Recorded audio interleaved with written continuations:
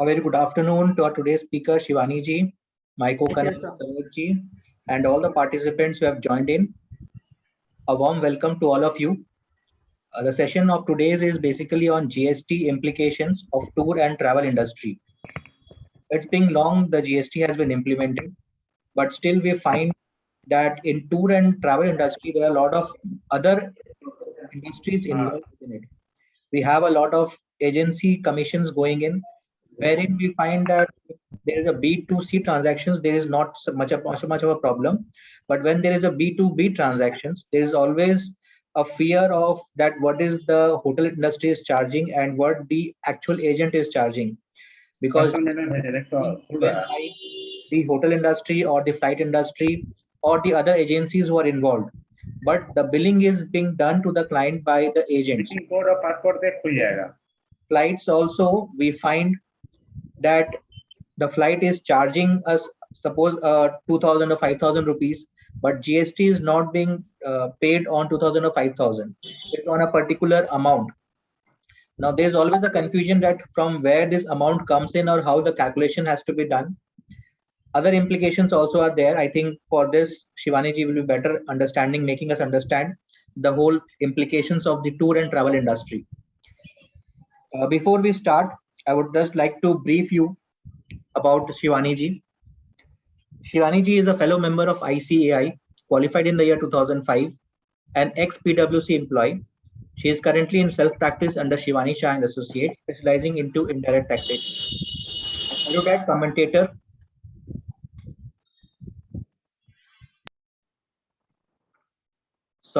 erudite commentator, she has given lectures at various seminars, conferences, workshops relating to GST, service tax, and VAT. She is the National Faculty for Indirect Taxation for the ICAI and is extensively associated with NASIM for training of CBEC officials. She regularly contributes articles on matters relating to taxes for various journals like monthly newsletters of EIRC, ICAI, Excise Law Times, and various websites. Currently, she is the chairperson for the GST Committee for ACAE, empaneled member of the Indirect Tax Committee for Bengal Chamber of Commerce and Industry, Direct Tax Professional Association, and also the co-opted member of the Indirect Tax Committee of the EIRC ICAI. Further, she is an active member of the Indirect Tax Study Group of EIRC ICAI. Past and present co-chairperson for the Ladies Wing of at ACAE. She is also the past co-opted member of the Women's Committee EIRC ICAI. And nevertheless, one thing we always say about Shivani ji that she has made our country proud by winning gold medal in Kettleboro Championship. With all these words, I welcome you, Shivani ji, Okay, and sir. would like to take up the session with you. Thank you. At the very outset, to all the participants who've tuned in today, Naveen ji, Saroj ji, all the organizing members and the office bearers at Views Exchange, a very thank you for having me yet again.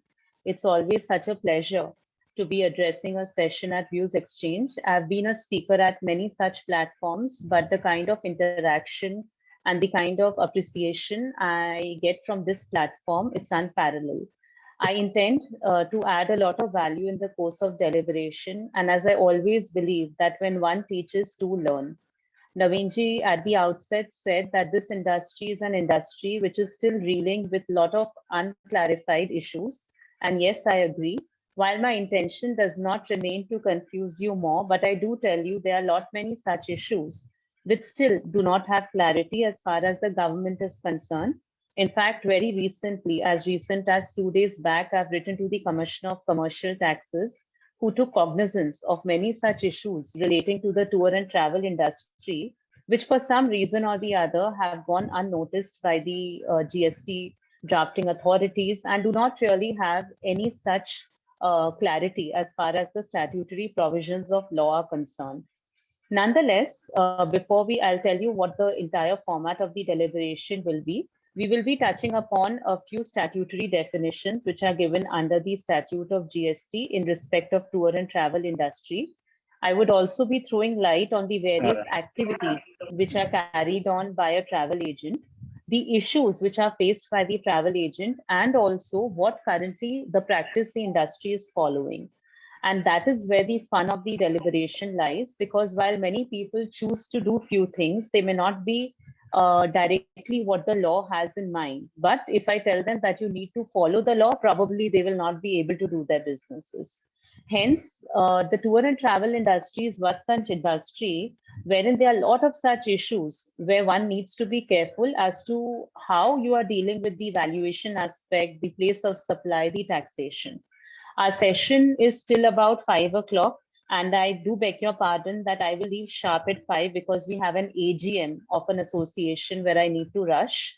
And thank you, Naveen ji, for starting the session on time. So now, with your permission, I will just be screen sharing and starting my deliberation. And I also would like to inform that this PowerPoint presentation will be mailed to Views Exchange. So if any of the participants are interested in having a copy, they can always have a copy. And also, I'd like to say that if at all, during the course of the deliberation, you think that there are a few queries you may have, and you would want me to take it up right away, as I said, because 5 is when we end the session, you can please post all the queries on the chat box. I would just like to say that do post queries only in respect of the topic today. I would not be taking up any queries other than our topic. And yes, within the topic, if you feel in respect of whatever I speak, you need more clarity, please keep active and put your answers on the chat box or your queries. So the first one that we begin with is the definition. So the topic for today reads the GST implications on the tour and travel industry. So do we have a definition of a travel agent under the GST? Answer is no. But as we all know that GST is a outcome of the laws of the past regime, which primarily are the Finance Act, which governed the service tax, the Central Excise Act 1944, and the various VAT acts which were present under the erstwhile regime. So a lot of concepts, say for example, the place of supply and the definitions are actually borrowed from the Service Tax Statute or the Finance Act. To begin with, a travel agent is not defined under the GST law, but yes, it has been defined under the Finance Act, which says that any person who is engaged in providing any service connected with booking of passage for travel, but does not include an air travel agent and a rail travel agent. And the reason of excluding this is simple, because they have defined air travel agent and rail travel agent as someone who's providing a service connected with the booking of passage of travel either by air or by rail respectively. Now, mind you, as I said, these are the definitions which were available under the erstwhile regime. Moving forward, agent. So while they have not defined what a travel agent is, but yes, under the relevant section, which is 2 subsection 5 of the GST Act, they do define what is an agent. So for the sake of brevity, agent means any commission agent or any auctioneer or Del Credere agent who carries on business or supply of receipt of goods or services or both on behalf of another. So say for the sake of tour and travel industry, if I was to draw your attention, I am a travel agent and Saroji tells me that Shivani, kindly book me a ticket from Kolkata to Dibrugarh. I said, sure, sir, आपका Indigo का ticket आप लीजिए. So there I'm acting as an agent for the Indigo Airlines. So as of now, we'll remain with that and we'll move forward. But that is what the definition has been provided under the GST law. No other definition has been provided. अब हम लोग सबसे पहला काम करते हैं, जो हम लोग देखेंगे कि what is an air travel agent. ये हमने देखा अर्स्टवेल रेजिम में दिया हुआ था. द सेकंड इज कि भाई एयर ट्रैवल एजेंट तो हम मोटा मोटी समझ लिए कि क्या है. जब शिवानी ने सरोज जी के लिए टिकट बुक किया from Kolkata to Dibrugarh, she is acting as an air travel agent. Fine. But अब इसमें हम लोग किस वैल्यू पे जीएसटी देंगे, किस रेट पे हम लोग जीएसटी देंगे. Does the law prescribe a mandate और अ मैकेनिज्म जो हमें मैंडेटरीली फॉलो करना पड़ेगा, और are we free to charge whichever way we want to. तो इस पे हम लोग आते हैं. सबसे पहला एक एग्जांपल जब हम लोग लेते हैं सिचुएशन 1 का, which is on commission model. तो सरोज जी ने बोला, शिवानी आप मेरे लिए एक टिकट बुक करिए. मैंने सरोज जी को बोला, सर ये 5,000 का आपका टिकट बनेगा and I will charge you 200 as my service charge, my fees, etc. So he says, fine, Shivani, ye aap le lo.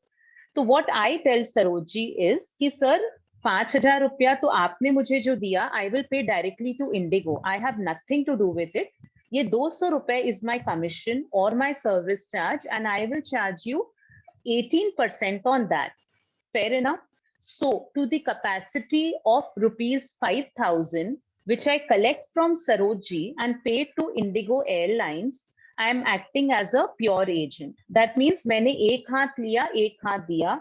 Indigo has issued the ticket in name of Sarojji. The bill is in my name, maybe, but the bill can also be in the name of Sarojji, who is the ultimate passenger or the end user or the flyer. And all I'm doing is I'm facilitating the payment by collecting it from him and paying it to Indigo. Other than this, on this very same booking, Indigo says that ठीक है शिवानी, आपने मेरे लिए 5,000 का booking किया, I will give you 10% commission on that. So उनका जो commission का देने का मैकेनिज्म रहता है, that is their business decision.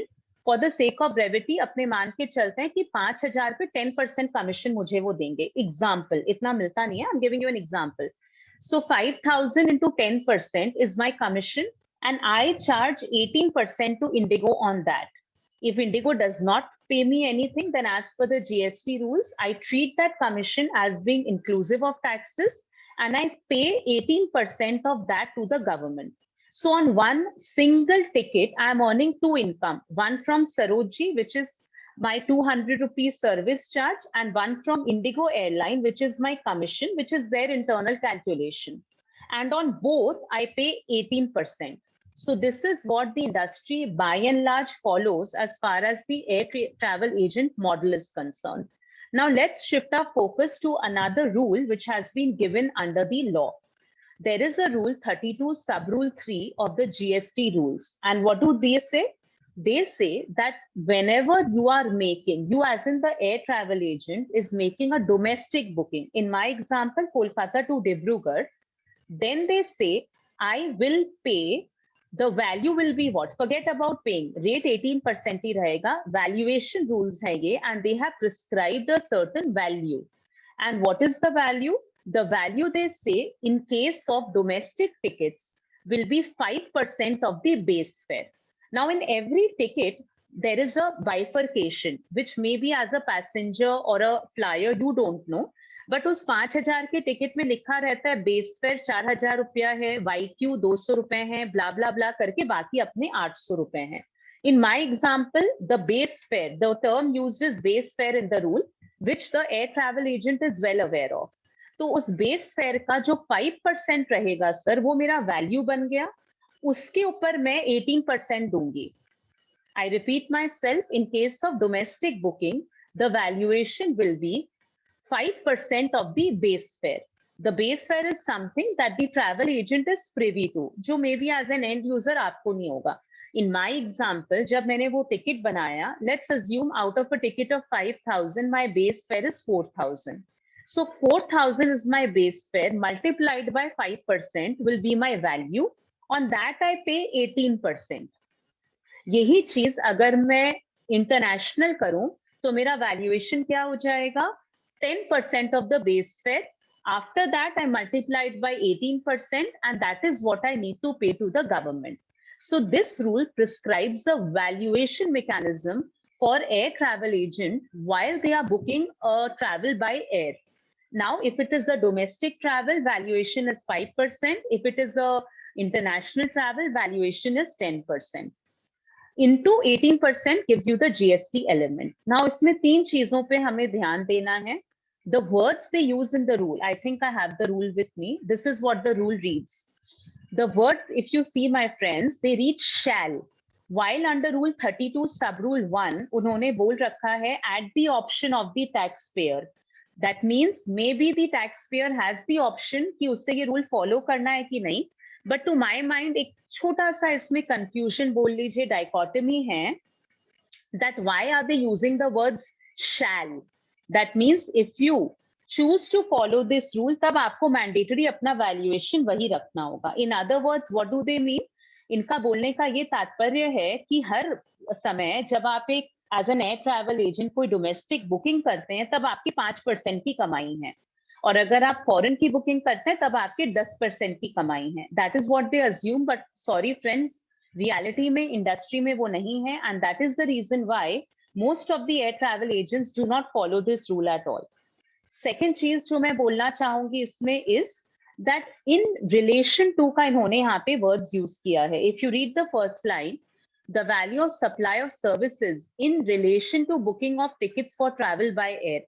Now, there are various Supreme Court judgments, there are various judgments of High Courts wherein they have said that in relation to is always to be used as an expansive sense. मैंने आप in relation to अगर मैं बोल रही हूँ तो मैंने उससे related सब चीज, मैंने काफी broad वो expression है. जब हम बात करते हैं in respect of, तब छोटा हमें समझना है. जैसे आपको याद होगा पहले 17(5) में एक गाड़ी को लेके रिस्ट्रिक्शन था, तब उन्होंने बोला था in respect of. तो अगर मैं बोलूं इन रिस्पेक्ट ऑफ, मैंने भाई उतना ही समझिए जो एकदम लिमिटेड मीन्स है. इन रिलेशन टू अपन जैसे यूज करते हैं दैट मीन्स बहुत कुछ, उस चीज से रिलेटेड जो भी कुछ है वो आप उसमें मैंने उसमें वो एडेड है.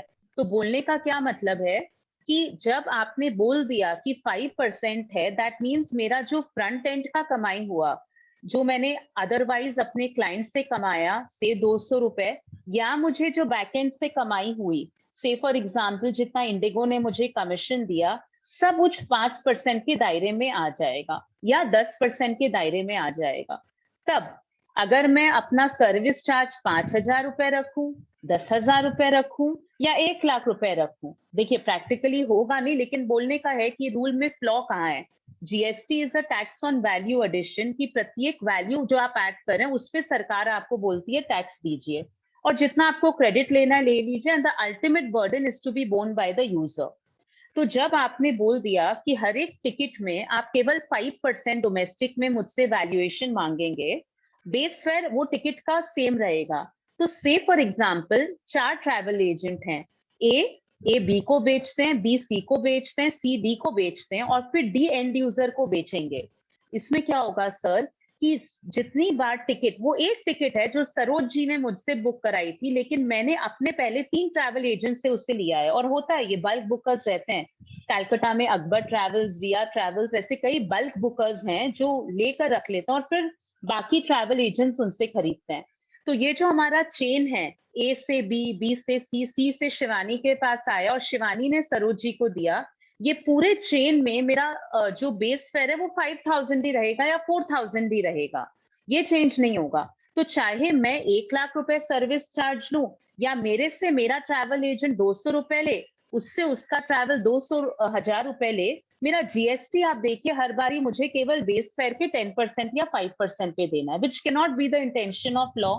क्यों? क्योंकि आपने सर्विस चार्ज ले लिया अनाप शनाप, तो जीएसटी आप मुझसे एक कांस्टेंट फिगर पे कैसे ले सकते हैं? तो ये इस पर्टिकुलर रूल का एक फ्लॉ है.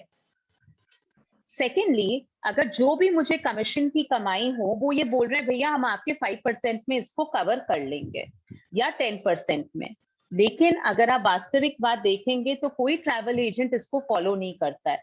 हेंस ये कंफ्यूजन आया कि आपने क्यों लिखा है इन रिलेशन टू और शैल.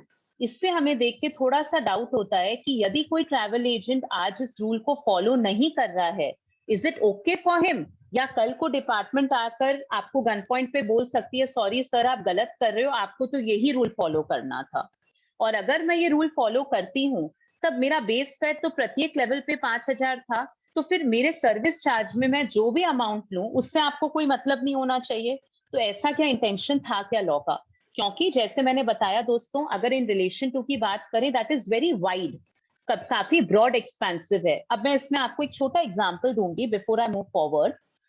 जब अपना 17(5) पे रिस्ट्रिक्शन था prior to the GST amendment act 2019, word 17(5) में बोले थे कि मोटर कार के रिस्पेक्ट में आपको जीएसटी का क्रेडिट हम नहीं देंगे, इन रिस्पेक्ट ऑफ.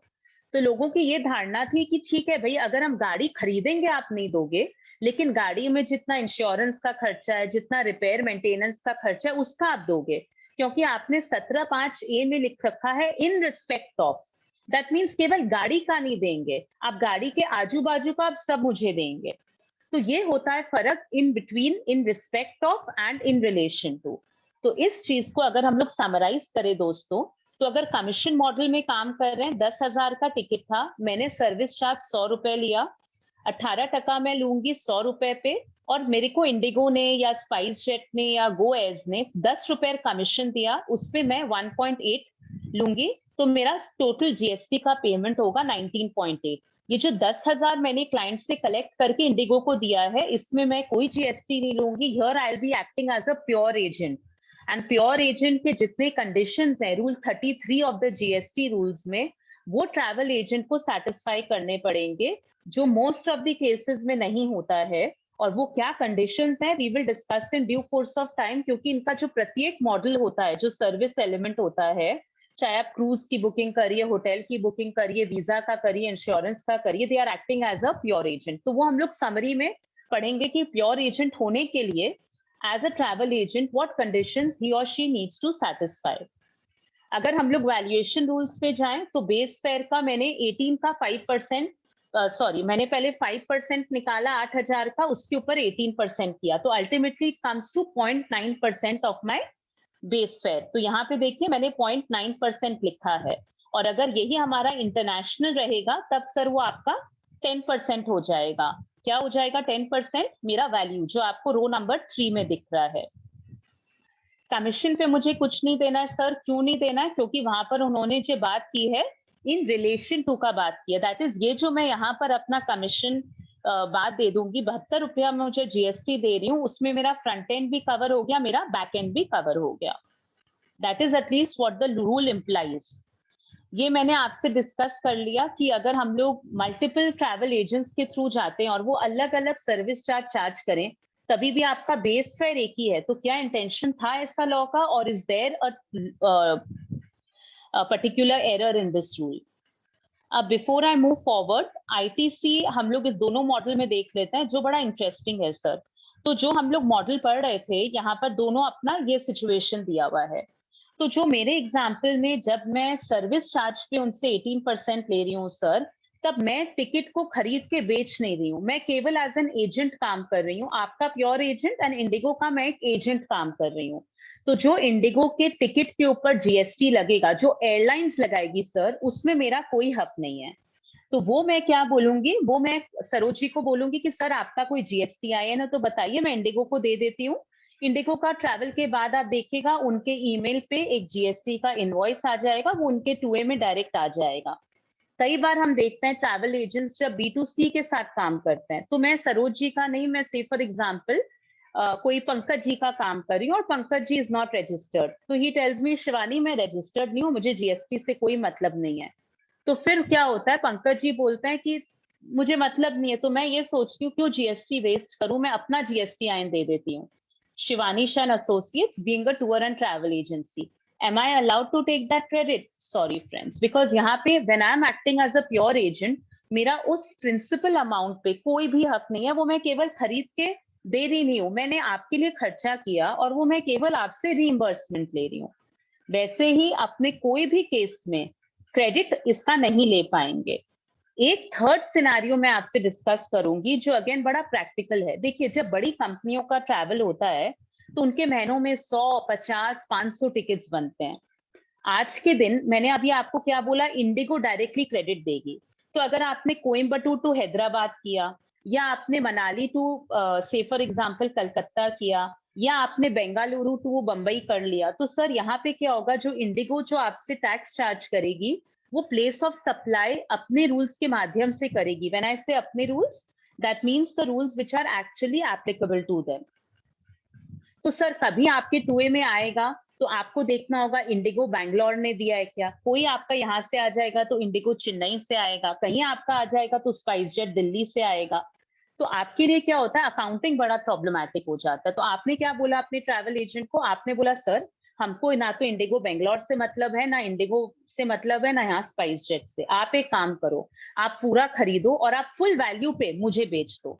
तो आपने जो 10,000 पे टिकट खरीदी है सर, आपने माने ट्रैवल एजेंट ने, उस पूरे 10,000 पे जो भी जीएसटी का एलिमेंट है एज पर द जीएसटी का स्टैट्यूट, वो आप ले लो, ट्रैवल एजेंट ले ले, एज इफ आपने खरीदा है।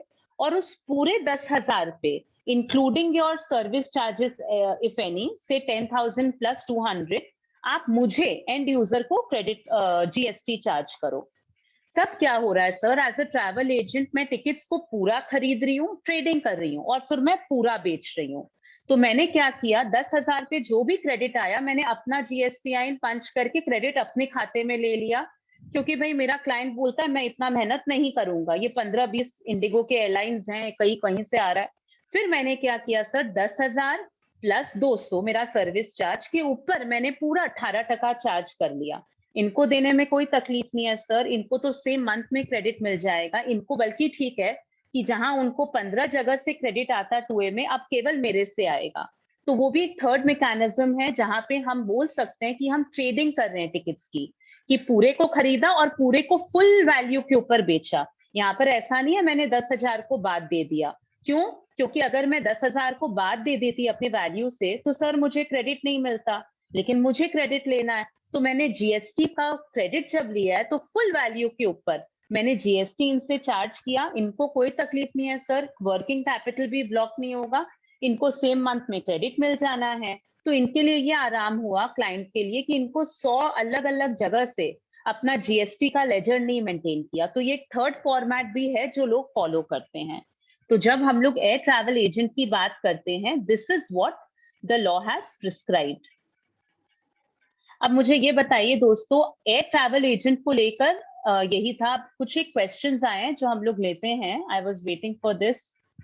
Good afternoon everyone. ठीक है, अब राज सिंह जी का एक क्वेरी है also sir, before I move on to the next leg of my discussion, जब हम एक दूसरा सर्विस डिस्कस करेंगे in respect of my deliberations on air travel agent, अगर आपकी कोई क्वेरी है kindly post it on the chat box, so that you know आपसे मिलना तो हो नहीं पा रहा है, तो एटलीस्ट 5 बजे आप ये बोल सके कि शिवानी जी के साथ हमने भी आज कुछ सीखा।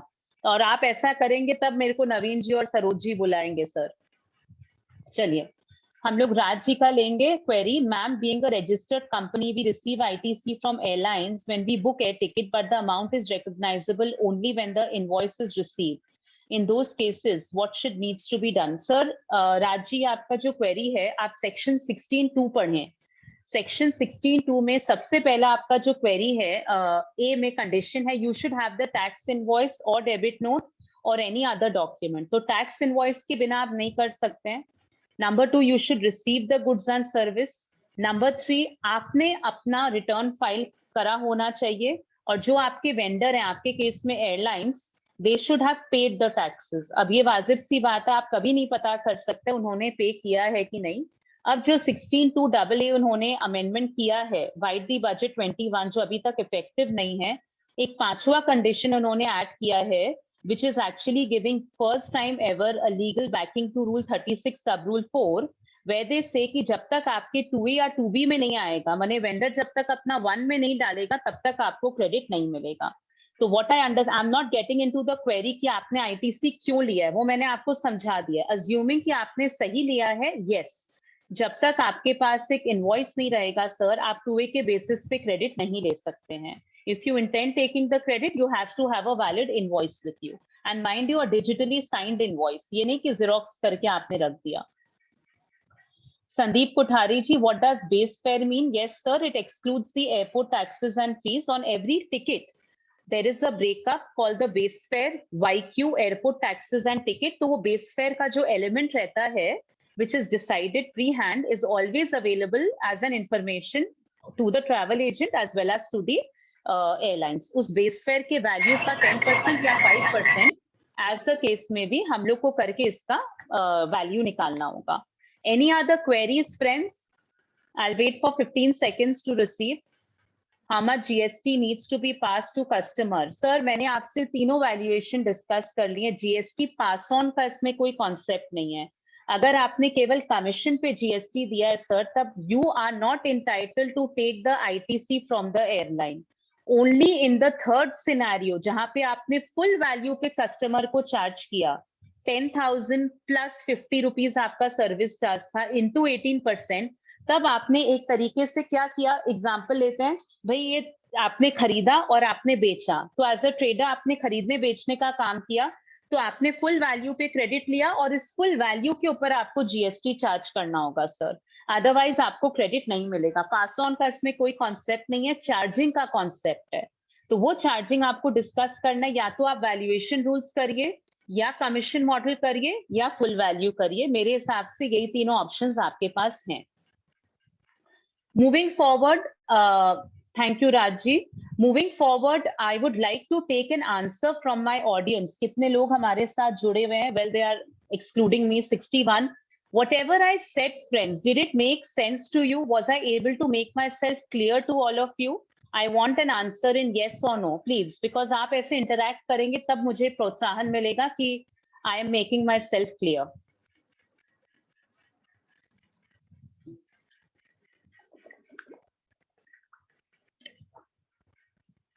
Thank you, friends. Thank you, everyone. Now we'll move ahead to the next leg of our discussion, which is input tax credit हमने कर दिया है, place of supply maybe we can come later on. पहले हम लोग ये चलते हैं renting of motor vehicle. Now this is also very interesting, friends. सबसे पहले ये जान ले कि motor vehicle under GST law, they say is the same which is defined under the Motor Vehicles Act. अब Motor Vehicles Act में अगर हम लोग बात करते हैं तो वहां पे इसमें क्या उन्होंने डेफिनेशन दे रखा है? Any mechanically propelled vehicle used on roads but does not include a vehicle running on fixed rails or a special vehicle used in a factory or an enclosed premises having less than 4 wheels with engine capacity not exceeding 25 cubic centimeter. अच्छा, अब इसमें दो चीजों पे हम discuss करेंगे। Renting of motor cab, friends थोड़ा ध्यान से अपने को सुनना होगा। इनफैक्ट मैं तीन चीजों पे डिस्कस करूंगी रेंटिंग में, which is applicable to a travel agent as also to a non travel agent when you are receiving the set service.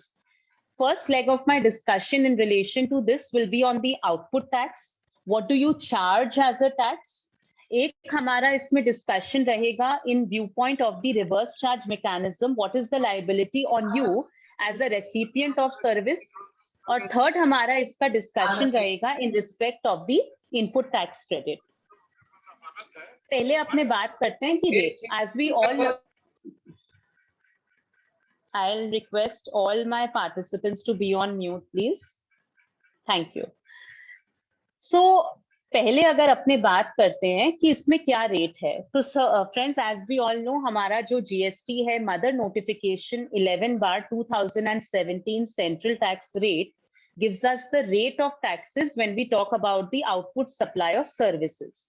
तो जब हम लोग बात करते हैं, दो टाइप के इसमें रेट्स हैं, एक है इसमें 5% और एक है हमारा 12%।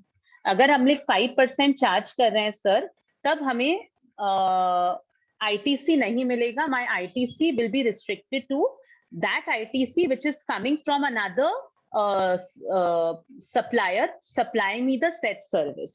और अगर हम लोग बात करें 12% की, that is if I charge on my output 12%, then मेरा कोई इसमें restriction नहीं रहेगा. Moving forward, अब हम लोग बात करते हैं कि RCM का इसमें क्या रिस्ट्रिक्शन है. मदर नोटिफिकेशन है फ्रेंड्स 13/2017 सेंट्रल टैक्स रेट.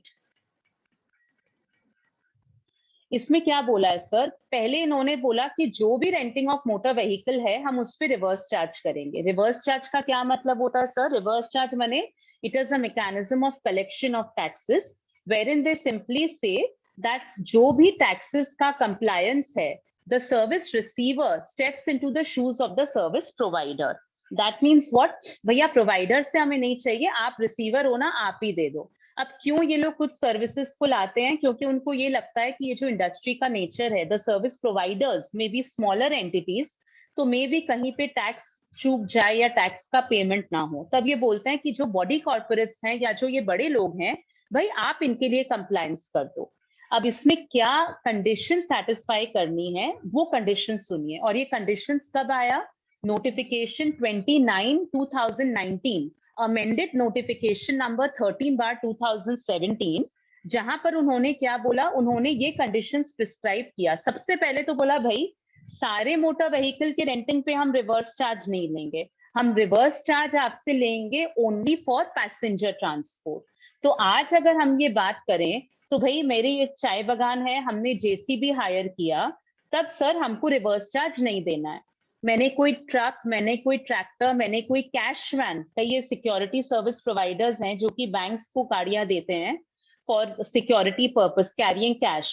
तो मैं ऐसी एक सर्विस प्रोवाइडर हूँ, मेरे पास गाड़ियां कम है, तो मैं नवीन जी से गाड़ी बोरो करती हूँ। वो कैश वैन है सर, उस पर आरसीएम अपने को नहीं देना है। किसमें देना है? Please read the notification for motor vehicle for transport of passengers. तो ये आपको प्रूव करना होगा अगर आपने आरसीएम का पेमेंट नहीं किया है कि सर ये पैसेंजर ट्रांसपोर्ट नहीं है। अब आगे बढ़ते हैं। ठीक है भाई, पैसेंजर ट्रांसपोर्ट है तो आरसीएम लगेगा, तो क्या कंडीशंस है अपने? कंडीशंस क्या है सर? सप्लायर जो है other than a body corporate है। अगर mister x, mind you mister x ने कोई सर्विस दी है टाटा कंपनी को, से फॉर एग्जांपल टाटा लिमिटेड को, तब आरसीएम लगेगा? लगेगा सर, क्योंकि मिस्टर एक्स जो है वो बॉडी कॉर्पोरेट नहीं है। जिनको उन्होंने सर्विस दी है उनका कंपनी होना जरूरी है, दैट मीन्स वो बॉडी कॉर्पोरेट है। थर्ड कंडीशन है friends, the supplier does not charge 12% on the invoice from the recipient. अब ध्यान से सुनिए, इसका मैंने इलस्ट्रेशन टैब्यूलर फॉर्म में बनाया है, बट उसमें जाने के पहले I would like to speak for a minute on this. What are the conditions? जो प्रोवाइडर हैं, अच्छा सबसे पहले ये कंडीशंस अपने क्या समझ रहे हैं? इन कंडीशंस को सेटिस्फाई यदि अपने कर देते हैं तब अपना आरसीएम लगेगा। आरसीएम लगेगा माने सर जो प्रोवाइडर है उसको कोई मतलब नहीं है, रेसिपिएंट देगा। क्या कंडीशंस हैं? नंबर 1, जो सर्विस दे रहे हैं वो अदर देन बॉडी कॉर्पोरेट है, मिस्टर एक्स है, मिसेस एक्स है, पार्टनरशिप फर्म है, ब्ला ब्ला ब्ला। जो सर्विस ले रहे हैं माने जिनके ऊपर कंप्लायंस का भार सरकार ने डाला है, वो एक बॉडी कॉर्पोरेट है। दैट मीन्स उनका बॉडी कॉर्पोरेट होना जरूरी है। थर्ड थिंग जो है, the supplier does not charge 12% GST on the invoice. That means अगर मैंने टाटा को बोला, मैं मिस्टर एक्स हूं, कि ये लीजिए भैया 12% का इनवॉइस है, आपको तो देना ही पड़ेगा, तब आरसीएम नहीं लगेगा सर, क्योंकि 12% मैंने चार्ज कर लिया तो मुझे सरकार को उसका भुगतान करना है as a provider, irrespective of the fact कि मैं इंडिविजुअल हूं और वो कंपनी है। लेकिन इसमें टाटा को प्रॉब्लम आएगी क्या सर? बिल्कुल आएगी। क्यों आएगी वो मैं आपको बताऊंगी, लेकिन फिलहाल के लिए आप ये मान के रखिए, अगर ये तीनों कंडीशंस आप सेटिस्फाई कर देते हैं तब आरसीएम इस पे अपना लगेगा। दैट मीन्स शिवानी ने टाटा को गाड़ी दी और टाटा को बोला सर ये लीजिए, मैंने को आरसीएम आप ही इस पे सारा पेमेंट कर दीजिए, तो वो 5% आरसीएम का पेमेंट कर देंगे। कौन करेंगे? टाटा। अब आगे बढ़ते हैं। तो पहले का अपना था कि आप पहले का शायद छोड़ दीजिए, अभी का अपने पढ़ते हैं। The word motor vehicle got substituted by renting of motor vehicle to carry passengers and cost of fuel should be included in the consideration. Supplier कौन होना चाहिए sir? Any person other than a body corporate providing to a body corporate and does not issue an invoice charging 6%। ये RC central tax का है, 12% हो जाएगा the minute you add CGST के साथ एसजीएसटी। अब ये है सर, एक बार इसमें अपने ध्यान देंगे। पहला, ABC limited, sorry ABC travels है जो जीएसटी में रजिस्टर्ड है, इंडिविजुअल है, नॉन बॉडी कॉर्पोरेट है। XYZ को वो सर्विस दे रहे हैं, रेट बोलते हैं 5% है। आरसीएम लगेगा येस और नो? चलिए चैट बॉक्स में अब अपने आंसर लगेंगे। Sandeep ji will come to your query, what if service provider charges anything. एक बार मैं डिस्कशन कर लूं तब अपने आंसर्स लेंगे, क्वेरीज लेंगे। अभी मेरे को ये बताइए, मैं एक बार अपना स्क्रीन शेयरिंग अच्छा ऑन रखते हैं, चैट बॉक्स में देखिए सर, मेरे को आंसर्स दीजिए। ABC providing service to XYZ limited charging 5%, RCM लगेगा या नहीं लगेगा? I need answers on the chat box. Come on, how many we have, कितने लोग जुड़े हुए हैं हमारे साथ? चलिए लोग काफी हैं। Answers, Gaurav ji says yes, Raj ji से no. Come on, I want quicker answers. Abhishek ji yes. Any other answers friends? Come on, we are quite a few of us. Sandeep ji Y बोल रहे हैं सर, आंसर आपको देना है। Naveen ji no again, Gaurav ji says yes, Saroj ji no, Sandeep ji yes, Tushar yes, Sujata ji yes. Okay friends, अच्छा चलिए यहाँ पे अब करते हैं। For all those who've said yes, your answer is right. For all those who've said no, थोड़ी अपने इसमें चर्चा करेंगे. सर देखिए, प्रोवाइडर जो है वो एक नॉन बॉडी कॉर्पोरेट है, रिसीवर मेरा बॉडी कॉर्पोरेट है, और 5% का रेट है. सर आरसीएम बिल्कुल लगना है, क्योंकि मैंने अपना सारा conditions, I will share my screen on that slide again. ये देखिए 1 2 3 सारा कंडीशंस हमने इसमें सेटिस्फाई कर दिया. The supplier does not charge 12, तो उसने 5 किया है. 5 किया है मैंने 12 नहीं कर रहा है. डोंट कंफ्यूज की आरसीएम में वो चार्ज, दैट मीन्स वो कोई चार्ज करके पेमेंट नहीं करेगा. उसने 12 नहीं किया, दैट मीन्स वो 5 पे पेमेंट कर सकते हैं. तो इसमें क्योंकि आपने सारे कंडीशन सेटिस्फाई कर दिए हैं सर, इसमें बिल्कुल अपना आरसीएम लगेगा. अब सेकंड एग्जांपल पे चलिए सर. एबीसी है, लेकिन सामने वाला जो रेसिपिएंट है वो नॉन बॉडी कॉर्पोरेट है. इसमें क्या अपना जीएसटी पे आरसीएम लगेगा? आंसर इज नहीं लगेगा. क्यों नहीं लगेगा सर? क्योंकि जो आपका रेसिपिएंट है वो नॉन बॉडी कॉर्पोरेट है. सरकार बोलती है भाई हमको केवल कंपनियों पे भार डालना है, हमको इंडिविजुअल पे भार नहीं डालना है. तो भाई अगर आपने एक नॉन बॉडी कॉर्पोरेट को सर्विस दी है एबीसी, तब देखिए आपको अपना कंप्लायंस खुद करना है, तब मैं उनको नहीं भार डालूंगा. तो भाई वो एबीसी खुद करेंगे. अगर एबीसी खुद करेंगे तो उनके पास 2 रेट है जो हमने इस स्लाइड में डिस्कस किए थे. वो 5% भी चार्ज कर सकते हैं, तब उनको कोई क्रेडिट नहीं मिलेगा, केवल उसका क्रेडिट मिलेगा जो उन्होंने खुद ऐसा सर्विस किसी दूसरे वेंडर से लिया हो. और अगर उन्होंने 12% चार्ज किया है तब उनको सब क्रेडिट मिल जाएगा. ये मान के चलिए, ये आईटीसी की बात मैं एबीसी के पर्सपेक्टिव से कर रही हूँ. आईटीसी एक्सवाईजेड के पर्सपेक्टिव से अभी मैंने नहीं डिस्कस किया, वो मैं आऊंगी उस पे. थर्ड पे चलते हैं दोस्तों. थर्ड में एबीसी कंपनी है और सामने वाला भी कंपनी है, आरसीएम लगेगा? आंसर इज नहीं लगेगा. क्यों? क्योंकि सर देखिए रेसिपिएंट कॉर्पोरेट है लेकिन प्रोवाइडर भी कॉर्पोरेट है. तो हमने ये बोला कि भाई हमें भार उन पे डालना है जो कि कंपनी है. तो अगर आप खुद कंपनी हो तो मैं क्यों उन पे भार डालूं? तो भैया एबीसी आपने सर्विस दिया, आप कंपनी हो, तो आरसीएम का कोई आपको हम बेनिफिट नहीं देंगे, आपको कंप्लायंस से कोई हम लोग स्ट्रेस कम नहीं करेंगे, आप खुद अपना कंप्लायंस करिए. तो एबीसी अपना फॉरवर्ड चार्ज पे 12 या 5 करेगी. अगर उसके पास खूब सारा आईटीसी है तो वो 12 चार्ज करे. अगर उनको लगता भाई आईटीसी नहीं है, मेरा कंपेटिटिवनेस मार्केट में बढ़ेगा अगर मैं 5% चार्ज करूं, तो वो 5 करेंगे. अनलाइक फ्रेंड्स रेस्टोरेंट सर्विसेज जहां पर टाइम उनके पास कोई ऑप्शन नहीं है कि हम 5 और 18 करें. यहाँ पर उनको 2 ऑप्शंस मिले हैं. हमेशा अपने को रेट नोटिफिकेशन में देखना है कि 2 रेट हैं क्या. जैसे अगर आज आप एक रेस्टोरेंट में जाएं, उनका क्या है, 5% चार्ज करेंगे और कोई भी आपको आईटीसी उनको नहीं मिलेगा. अब आईटीसी नहीं मिलेगा तो भाई काफी ऐसे रेस्टोरेंट्स हैं जिनका मैन पावर रिक्रूटमेंट का बोल लीजिए, रेंटल बोल लीजिए, कैपिटल एक्सपेंडिचर बोल लीजिए, काफी अच्छा लंबा चौड़ा आईटीसी आता है, लेकिन वो उनको नहीं मिलेगा. अगर वो बोलता है हम 18 चार्ज करके पूरा क्रेडिट ले लें, नहीं, वो अलाउड नहीं है सर. तो इसलिए ये पैसेंजर ट्रांसपोर्ट के केस में दोनों रेट्स अलाउड हैं एबीसी को. फोर्थ में चले अपने. एबीसी कॉर्पोरेट है और रिसीवर जो आपका है वो एबीसी ट्रैवल है. इसमें भी नहीं लगना है. द मिनट आपका प्रोवाइडर कॉर्पोरेट हो जाता है तब अपने को आरसीएम की कोई लायबिलिटी नहीं आती है. फर्स्ट में देखिए सर, एबीसी है जो रजिस्टर्ड ही नहीं है और एक्सवाईजेड कॉर्पोरेट है, तब लगेगा बिल्कुल. क्योंकि रजिस्टर्ड नहीं है वो ठीक है, लेकिन आप एक कंपनी है सर, आपने एक गाड़ी उनसे भाड़े पे ली है, तब आपको सारा जीएसटी का पेमेंट करना है. 5% दीजिए. आप कोई भी अपना क्योंकि आप कंपनी और सामने वाला तो रजिस्टर्ड ही नहीं है. अब नेक्स्ट में चलते हैं. सामने वाला रजिस्टर्ड नहीं है लेकिन शिवानी शान एसोसिएट्स ने गाड़ी ली. चलिए पैंडेमिक ओवर हो गया, नवीन जी बोलता है मैडम आज आप हमारे ऑफिस में आके डेलिबरेशन दीजिए. तो मैंने गाड़ी भाड़े पे ली, भाई हमको व्यूज एक्सचेंज तक उतार दो. तो नहीं, मुझे नहीं देना है. क्यों नहीं देना है? क्योंकि आई am not a body corporate. सरकार उसी पे भार डालती है जो कि कंपनी है.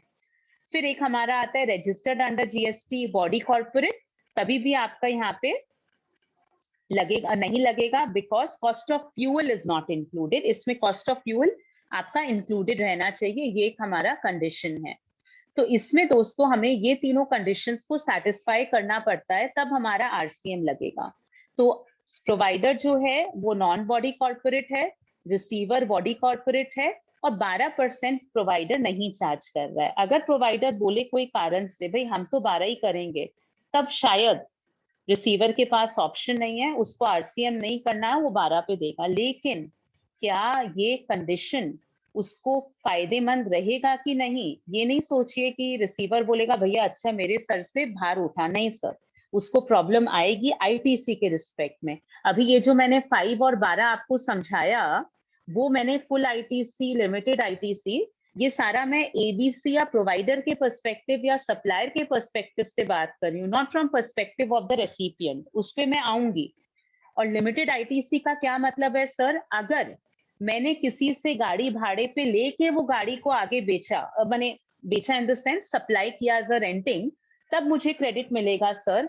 लेकिन नहीं मिलेगा अगर मेरा और कोई भी कॉमन क्रेडिट है, तो रूल 42 के हिसाब से मुझे 5% का जो सर्विस है उसे एग्जेम्प्टेड ट्रीट करना पड़ेगा और सारे मेरे कॉमन क्रेडिट का रिवर्सल होगा। एग्जाम्पल देती हूँ, मेरा टोटल टर्नओवर 100 रुपए का है, उसमें से 25 रुपए मैंने 5% आईटीसी का काम किया है, सॉरी रेंटिंग का काम किया, तो 25 रुपए मेरे को जो मिलते हैं that is as a supply of renting of sorry motor vehicle.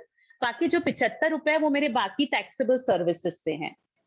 तो मेरा कोई डायरेक्टली रिलेटेड आईटीसी नहीं है, जो मैंने किसी और से गाड़ी भाड़ा लिया था तो नहीं है। मेरा डायरेक्टली रिलेटेड टू 75 रुपया जो मेरे टैक्सेबल सर्विस है, वो मेरा जो था वो मेरे को लॉ बोलता है वो पूरा ले लो, उससे हमें कोई दिक्कत नहीं है। लेकिन सर जो कॉमन सर्विस है, आज मेरे ऑफिस का भाड़ा, आज मेरे टेलीफोन का खर्चा, आज मेरे जो भी कुछ कॉमन प्रिंटिंग स्टेशनरी है ना सर, उसको मेरे को रूल 42 के हिसाब से रिवर्स करना होगा। तो सबसे पहले मुझे 42 में देखना होगा मेरा कॉमन क्रेडिट क्या है, पेंसिल का, इरेजर का, प्रिंटर का, गाड़ी, मेरे ऑफिस के भाड़े का, मेरा आता है कुल मिला के 10 रुपए का आईटीसी। माइंड यू मैं डायरेक्ट वाली आईटीसी की बात नहीं कर रही हूँ, जो डायरेक्ट मेरे टैक्सेबल से रिलेटेड है 75 रुपए से, वो सरकार बोलती है वो डायरेक्ट तुम ले लो, उससे मुझे कोई नहीं है। लेकिन जितने ये कॉमन एक्सपेंडिचर है सर, इसका मैं एक कैलकुलेशन करूंगी और हर टैक्स पीरियड के बाद, that means at every end of the tax period which is 1 month under GST, साल में जाके मुझे एंड में एवरेज आउट करना है इसको, मुझे 10 रुपए मल्टीप्लाइड बाय 25 रुपए डिवाइडेड बाय 100 रुपीज, ये वाला जो मेरा कॉमन क्रेडिट है इसका रिवर्सल करना होगा।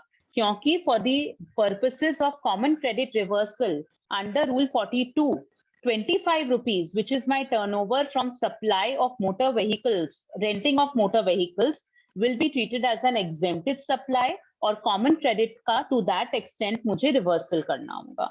So directly अगर 5% से मुझे कोई और बंदे ने गाड़ी दी थी भाड़े पे, मिल जाएगा।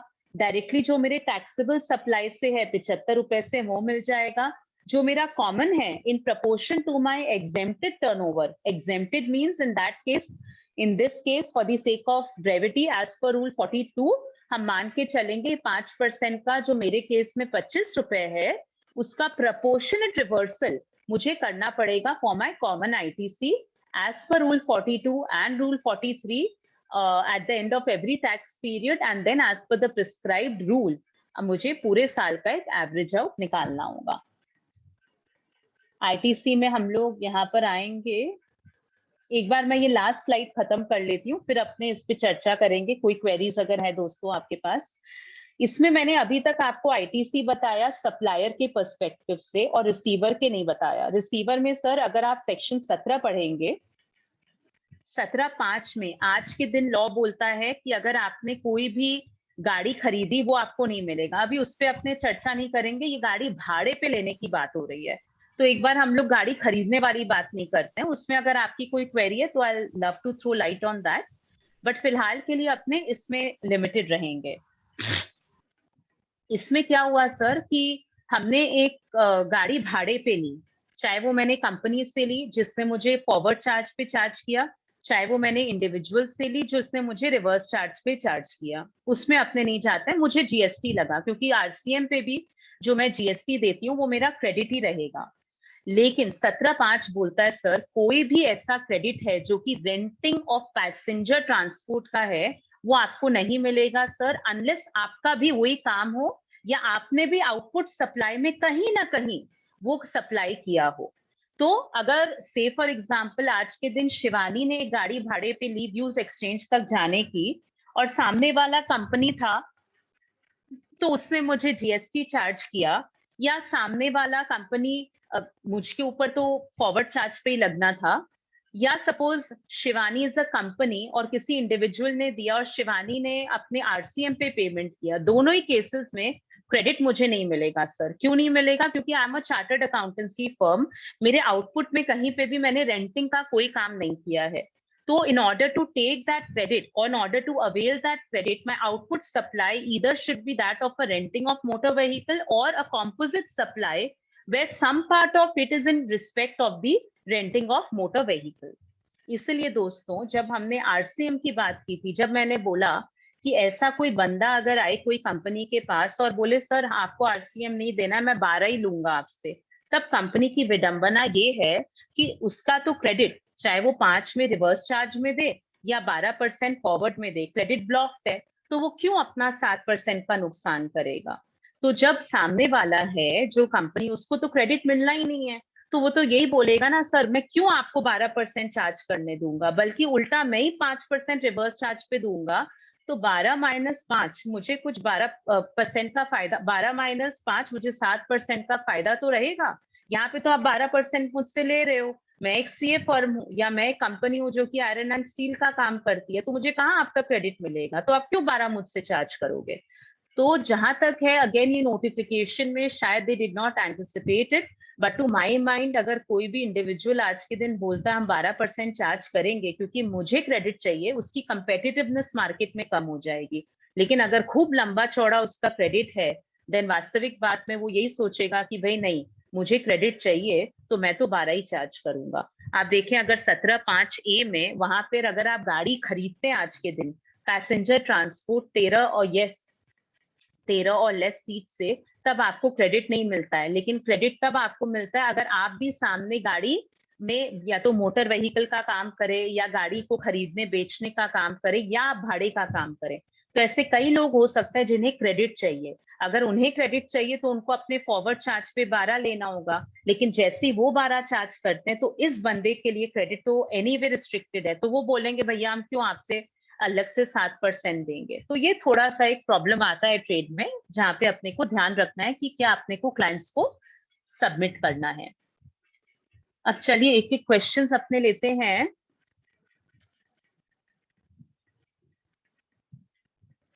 Puneet Jain ji Singh, I have a question. चलिए पुनीत जी का क्वेश्चन लेते हैं।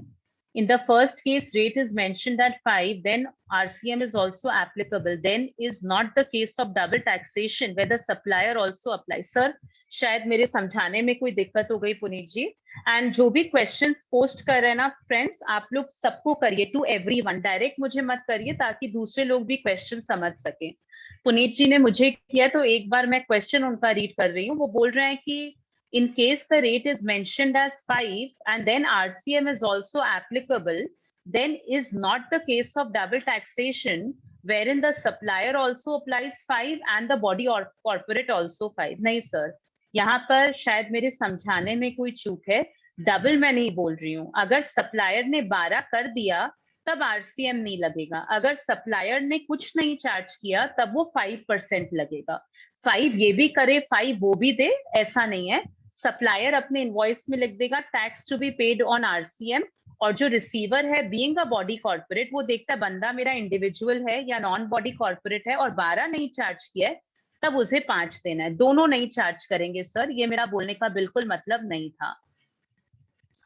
मूविंग फॉरवर्ड, राज जी का क्वेरी है, if we are providing vehicle service along with hotel, what will be the rate of customer?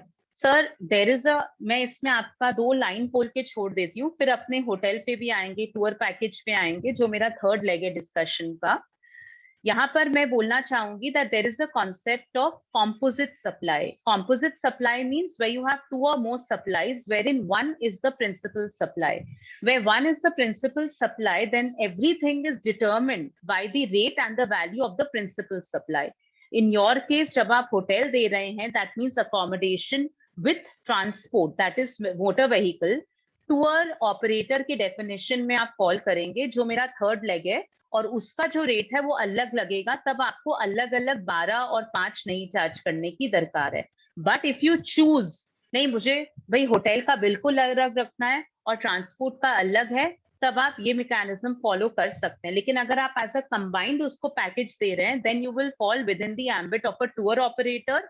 और serial number 23(1) of rate notification 11/17 में आप फॉल करेंगे, और उस कंडीशंस को यदि आप सेटिस्फाई करते हैं तब आपका 5% का रेट लगेगा, which will discuss in due course of time.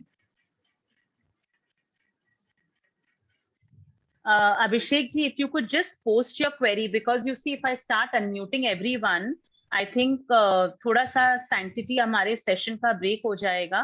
So please, I beg your pardon. if अगर आप केवल अपनी query को डाल दें, I'll take it up. Jitesh ji, will the proviso, provided that such ITC in respect of goods or services or both shall be available where it is obligatory, be applicable to 17(5), though there is a recent AAR? Sir देखिए, बिल्कुल यहाँ पे है, अगर कोई ऐसा law है for the time being in force जहाँ पे ये बोला गया है कि आपको अपने एम्प्लॉइज को गाड़ी दे के भिजवाना ही होगा, तब आपको क्रेडिट मिल जाएगा।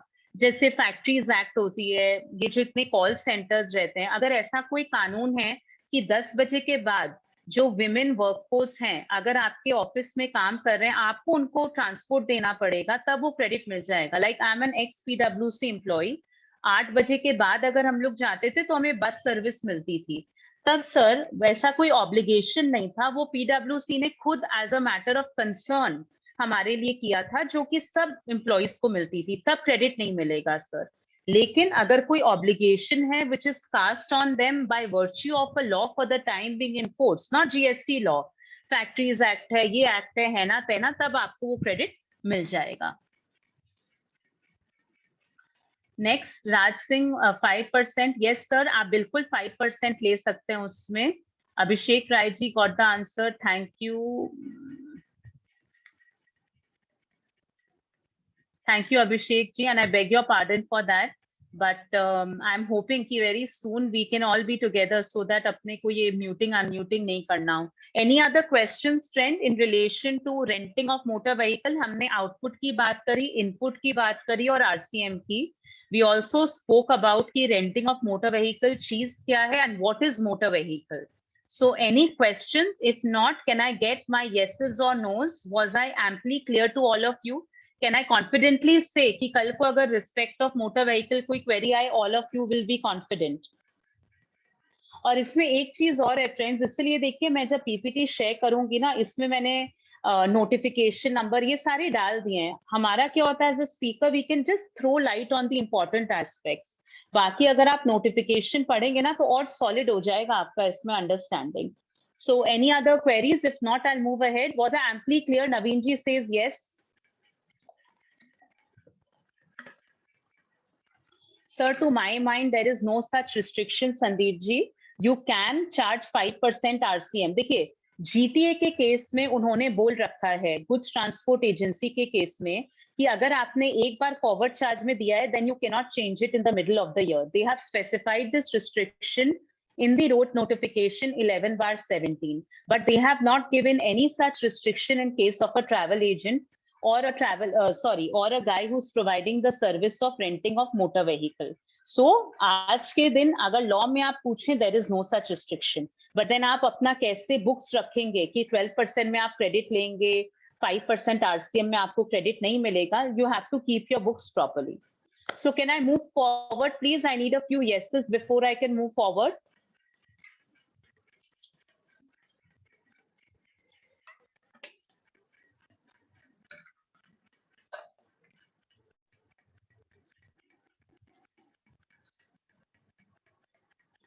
चलिए दोस्तों, फिर हम लोग थोड़ा अभी आगे बढ़ते हैं, which is the reimbursements as a pure agent. अब देखिए, प्योर एजेंट में हम लोग, अच्छा ये तो भाग गया, प्योर एजेंट पे हम लोग बाद में आएंगे दोस्तों, पहले हम लोग टूर ऑपरेटर की बात करते हैं, जो अभी क्वेश्चन भी था, शायद अभिषेक जी का था या जय जी का था। टूर ऑपरेटर का अगर हम लोग बात करें, हमारा एक्ट में अगर आप देखेंगे सर, GST एक्ट में कहीं पे भी उन्होंने ये डिफाइन नहीं किया कि टूर ऑपरेटर चीज क्या है, लेकिन जो हमारा मदर नोटिफिकेशन है for rate as far as your services are concern, वहां पर उन्होंने डिफाइन किया है what is a tour operator. और वहां पर उन्होंने टूर ऑपरेटर के केस में क्या लिखा है, tour operator means any person engaged in the business of planning, scheduling, organizing, arranging tours, which may include arrangements for accommodation, sightseeing, or other services by any mode of transport, and includes any person engaged in the business of operating tour. Tour का इन्होंने कोई definition GST में नहीं दिया. अगर service tax में आप पूछें तो tour is not defined. Service tax में बोलते हैं as a journey from one place to another, irrespective of the distance between such places. So, अगर हम लोग देखें, अगर हम लोग सिंपली इस डेफिनेशन को ब्रेकअप करें तो क्या होता है sir, plan, schedule, organise, arrange tour. And यहाँ पे अगर उन्होंने देखा है, they say means any person who's engaged in any of these activities may include accommodation, sightseeing and other services, engaging by any mode of transport for the above services, and आपका business होना चाहिए of a tour operator. तो ये काफी wide definition है. आज के दिन अगर मैं बोलती हूँ, सपोज मेरे पास राज जी आए और राज जी ने मुझे बोला कि शिवानी जी मुझे कुआलालंपुर चलना है, तो जाना है, तो मैं बोली हाँ सर. बोलते हैं कि भाई मेरा देखिए सब किया हुआ है शिवानी जी, आप मेरा वीजा करा दीजिए. तो am I a tour operator? बिल्कुल हूँ. फिर मेरे पास राजी का तो मैंने काम कर दिया. प्रदीप खितावत जी आते हैं, वो बोलते हैं कि शिवानी जी मुझे सिंगापुर जाना है, आप मेरा काइंडली टिकट और होटल करा दीजिए. मैं बोलती हूँ करा. Am I a tour operator? बिल्कुल हूँ. संदीप जी बोलता है मुझे क्रूज पे जाना है, आप प्लीज मेरा करा दीजिए. मेरे को केवल क्रूज कराना है और कुछ नहीं sir. Am I a tour operator? मैं बिल्कुल हूँ. I am just dealing with foreign currency. Am I a tour operator? बिल्कुल हूँ. तो ये क्या है सर, जो डेफिनेशन इन्होंने दिया है काफी बड़ा डेफिनेशन दिया है. तो इसमें अगर आपने शायद अकोमोडेशन, ट्रांसपोर्ट या कोई भी अगर आप काम करते हैं, सिंपली साइट सीइंग का भी करते हैं, तब सर आप टूर ऑपरेटर के दायरे में आ जाएंगे. आगे बढ़ते हैं सर. इसमें रेट. अब इसमें सर थोड़ा सा अपने को ध्यान देना है यहाँ पे, क्योंकि कई ऐसी सारी चीजें हैं जिसमें इसमें बड़े मजेदार डिस्कशंस अपने कर सकते हैं. अगर इसको मैं having made you understand that what is a tour operator, अब मेरा फोकस रहेगा इसके आउटपुट के टैक्स के ऊपर और ऑल्सो इसके इनपुट टैक्स क्रेडिट के ऊपर. आउटपुट टैक्स में आज के दिन अगर मैं एक टूर ऑपरेटर हूँ, मेरे पास क्या क्या ऑप्शंस हैं, और अगर मैंने वो ऑप्शन को सब्सक्राइब किया सर, तो मेरा आईटीसी का क्या हालचाल रहेगा. जैसे मैंने बोला, कई आज से सारे लोग हो सकते हैं जो सारे टूर ऑपरेटर के दायरे में आए. एक एग्जांपल लेते हैं, जैसे राज जी बता रहे थे हमें कि अगर मैं गाड़ी भी दे रहा हूँ और अगर मैं होटल भी दे रहा हूँ. राज जी थे ना, एक बार देख लेती हूँ. राज जी थे, शायद राज जी ही थे. Raj ji, was it you जो आपकी क्वेरी थी इसमें?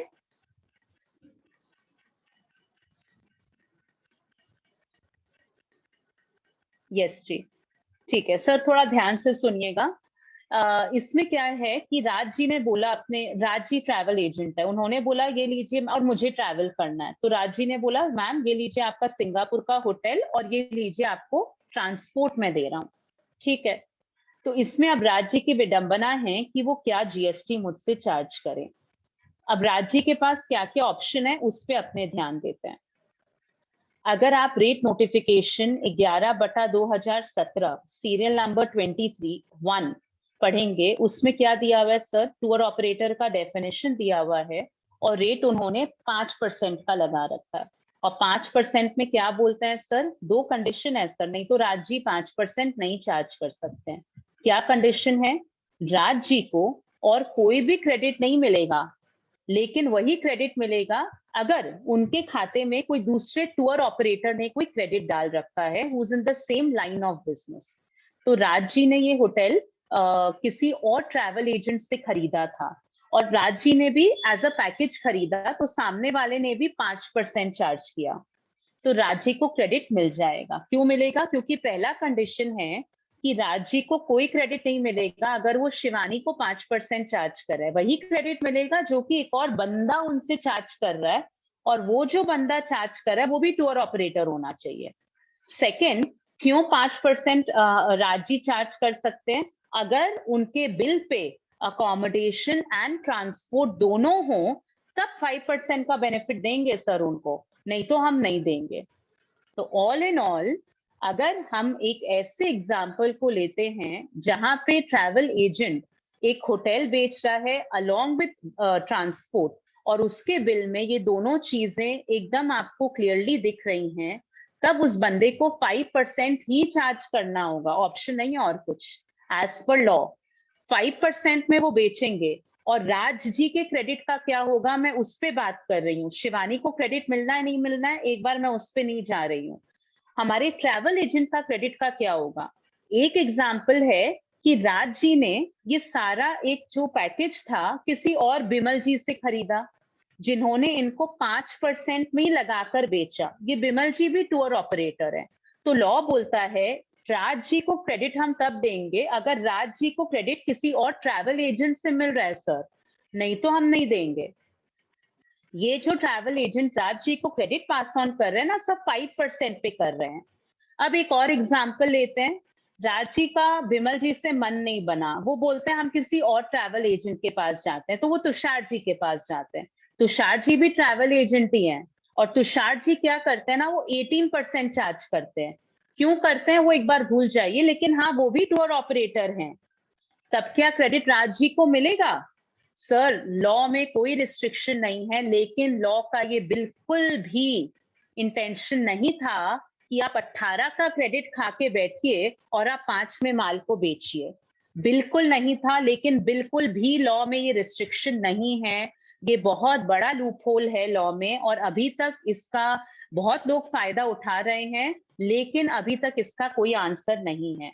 मैं वापस आपको एग्जाम्पल समझा रही हूँ, इसी में शायद मैं बाकी आपके साथ 50 मिनट लगा सकती हूँ। तो थोड़ा आप ध्यान से सुनिए। जैसे मैंने प्रत्येक टॉपिक पे हाफ एन आवर लिया, half an on air travel, half an hour on renting, अभी हाफ एन आवर टूर पे बात करेंगे, फिर इक्का दुक्का बात करके अपने सेशन क्लोज करेंगे। तो जब हमारे ट्रैवल एजेंट 5% कब चार्ज करेंगे, ऐसा उनका ऑप्शन है 5 का, अगर उनके पास होटल एंड ट्रांसपोर्ट दोनों हो। तो कोई बिल है जहाँ पे होटल एंड ट्रांसपोर्ट दोनों हो, तब मैंडेटरीली हमारे ट्रैवल एजेंट को 5 ही चार्ज करना होगा, और कोई ऑप्शन नहीं है। बिल्कुल हम समझ गए sir.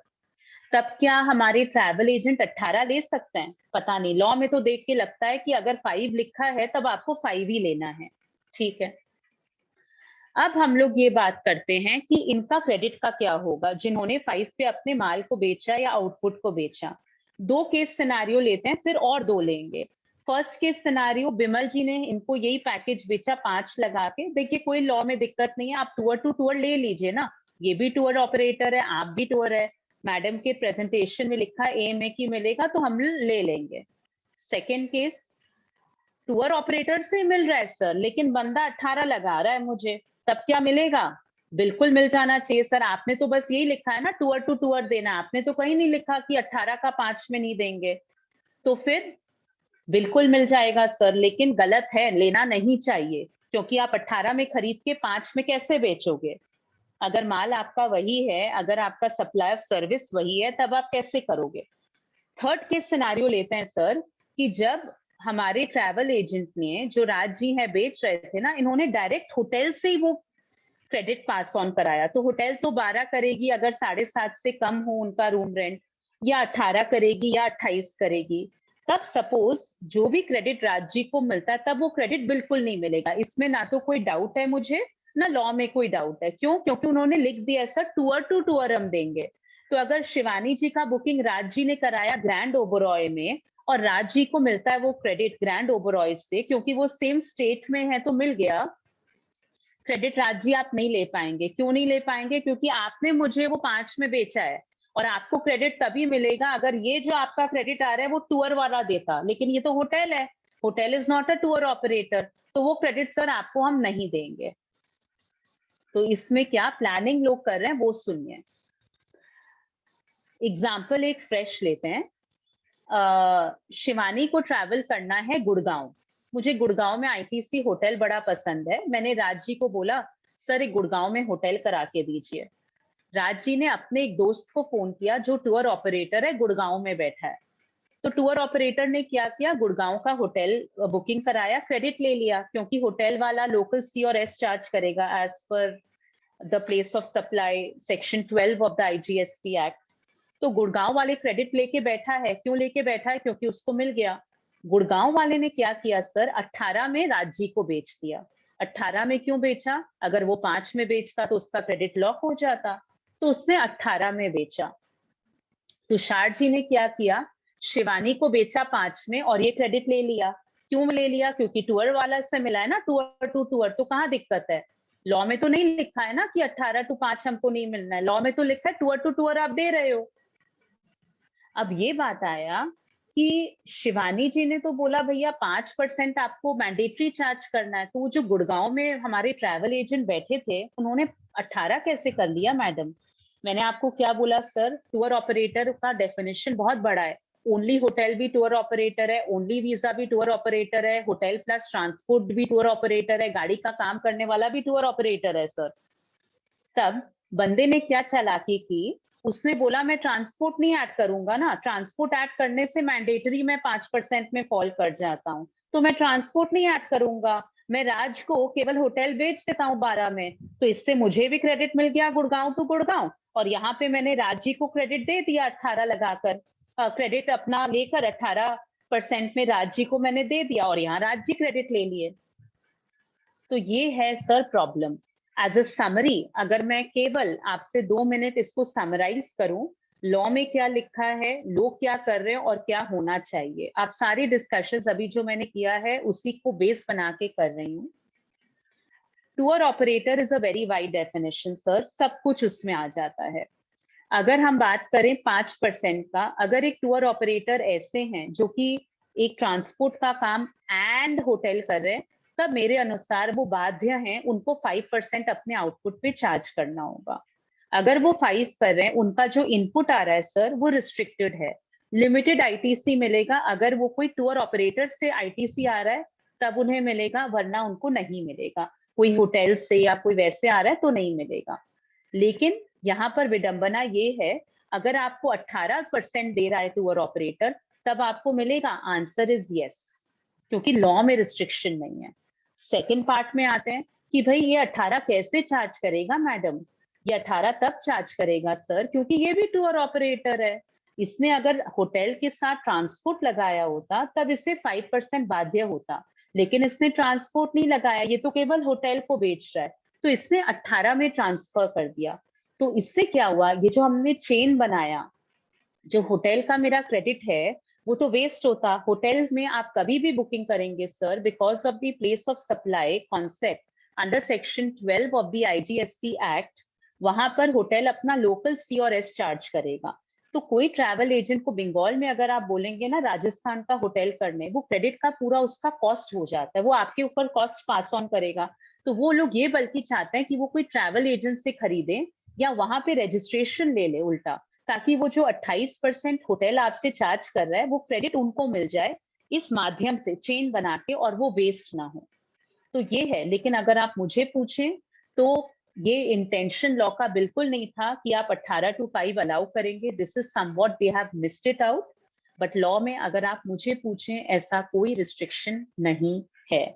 But yes, if you are a travel agent where you are selling ACO along with transport, to my mind, 5% is the only rate you should charge.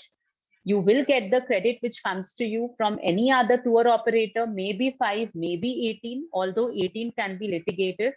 And this is a beautiful mechanism of not wasting the ITC of the GST, which is charged by a hotel, which is outside the hotel of the said travel agent. वो किसी और travel agent से खरीदेंगे तो credit convert हो जाता है और ultimately the cost to the ultimate user will be far lower. आप बताइए, डिड आई मेक सेंस? आप बताइए आपके क्वेश्चंस।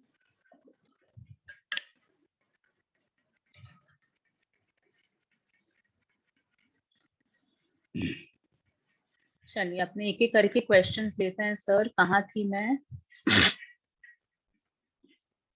सबसे पहला एक क्वेश्चन राज जी ने बोला, yes, will travel agents charge GST on travel insurance? Sir these are miscellaneous services. Ashok ji, I don't know if we'll have the time, तो मैं आपके क्वेरी का आंसर दे देती हूँ कि जब भी अपने ट्रैवल इंश्योरेंस कराते हैं बिल्कुल जीएसटी मुझे लेना पड़ेगा अपने क्लाइंट से। If I am acting as a pure agent तब मैं केवल सर्विस चार्ज पे जीएसटी लूंगी और फुल वैल्यू पे मुझे लेने की दरकार नहीं है। पुनीत जी, पुनीत जी का एक क्वेश्चन है, can a registered entity in another state claim ITC on business travel from a GST invoice issued by a hotel which is in another state, given the hotel cannot charge IGST? Sir, आप अगर कोई hotel का credit लेना चाहते हैं, तो अगर hotel Gurgaon में है और आप कलकत्ते में बैठे हैं, एज पर सेक्शन 12 होटल को नेसेसरीली गुड़गांव का सी और एस चार्ज करना है। आपको कलकत्ते बैठे सर उसका क्रेडिट नहीं मिलेगा। अगर आपकी रजिस्ट्रेशन कलकत्ता में है बंगाल के एड्रेस पे, you will not be entitled to take any credit which is any credit against the tax which is charged by the hotel of Gurgaon. Moving on, Puneet जी के बाद अपने चलते हैं राज जी पे। And travel agent sold a hotel from Delhi to me in Kolkata and charged 6+6. Very thank you sir, आपने एक question पूछ लिया।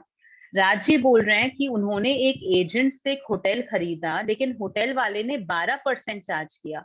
सर, अक्रॉस इंडस्ट्रीज हम लोग ये देख रहे हैं कि ट्रैवल एजेंट जो कि होटल वाले नहीं है वो 12 ले रहे हैं। 12 का कोई रेट आज के दिन होटल पे ट्रैवल एजेंट के लिए नहीं है। I repeat, in my considered opinion, there is no such rate of 12% which can be charged while selling a hotel service by a travel agent.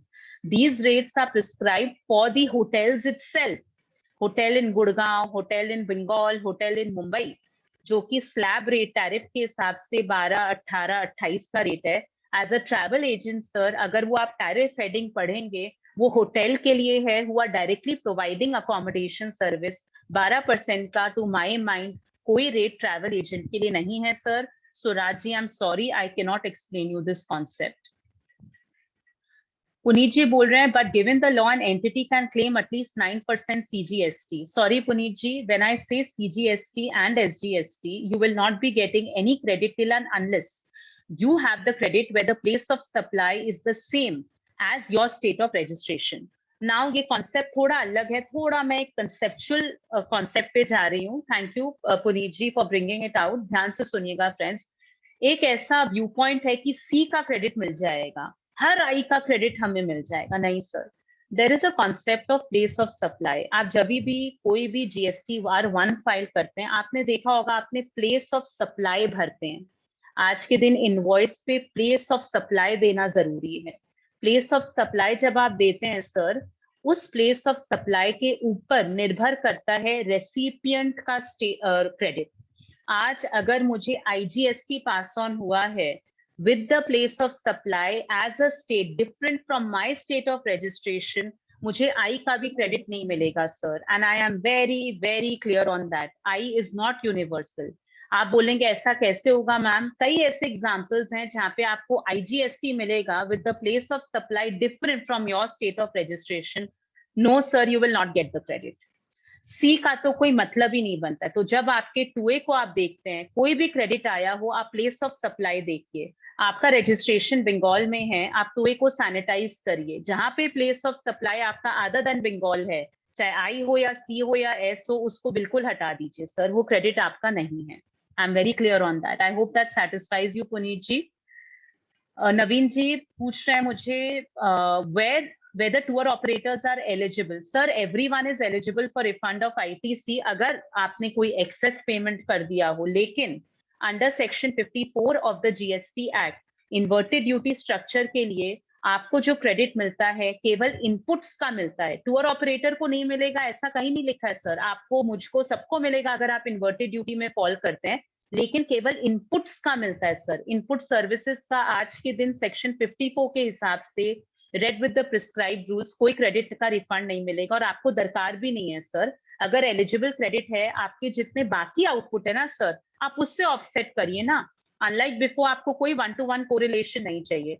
तो अगर आपके कोई एक्सेस आया है ये 5 और 12 के कारण, या सॉरी 5 और 18 में जो 13% एक्सेस आ गया है, आप आराम से बाकी सर्विस पे यूज करिए। 1-to-1 कोरिलेशन का दरकार नहीं है। रिफंड आपकी दरकार पड़ेगी नहीं, और पड़े भी तो sir you are not eligible for it.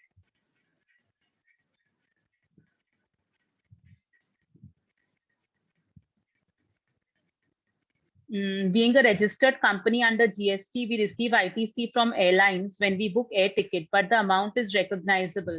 Raji, I've already answered your query. You have to wait to get the invoice before you take credit. कोई भी क्रेडिट आप फाइनेंशियल ईयर खत्म होने के बाद सितंबर जो फॉलोइंग फाइनेंशियल ईयर का आएगा उसके ड्यू डेट तक ले सकते हो filing of 3B।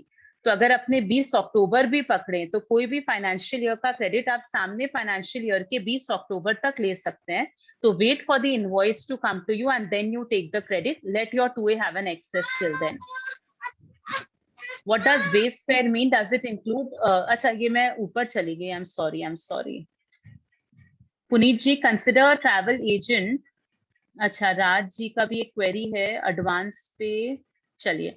If we had paid GST on advance amount received but due to unavoidable circumstances, sir, अगर आपने advance receive किया है, advance के ऊपर as per the time of supply आपको GST देना पड़ेगा। तो आपका अगर आगे चल के कोई सर्विस नहीं यूज हुआ, then in that case आपको क्लाइंट को पूरा रिफंड करके सरकार से उसका रिफंड लेना होगा। But because of the concept of unjust enrichment आपको पहले क्लाइंट को पैसे वापस करने होंगे और फिर आपको पैसा निकालना होगा। इफ नॉट, तब आप क्लाइंट को केवल प्रिंसिपल अमाउंट वापस करिए, जो जीएसटी आपने सरकार को दे दिया ना तो क्लाइंट को वापस करिए ना आपको वापस मिलेगा। ऑन द कॉन्ट्ररी, अगर इसको आप एक सिक्योरिटी डिपॉजिट बोल के ट्रीट करेंगे, नॉट एज एन एडवांस, तब आपका जीएसटी का कोई इम्प्लीकेशन नहीं आएगा। लास्ट क्वेश्चन, अच्छा ये मैं बार बार ऊपर चली जा रही हूँ। पुनीत जी का क्वेरी है, consider travel agent gets invoicing in the name of his company as the entity is registered and sells to another registered, then is my understanding. बिल्कुल सर, अगर आप जिस कंपनी जिस स्टेट का होटल है वहां पे आप खुद से एक रजिस्ट्रेशन ले लीजिए और फिर आप इसको पास ऑन करेंगे एज अ सर्विस, आपको क्रेडिट मिल जाएगा सब्जेक्ट टू द लिटिगेशन जो मैंने बताया 18 and 5।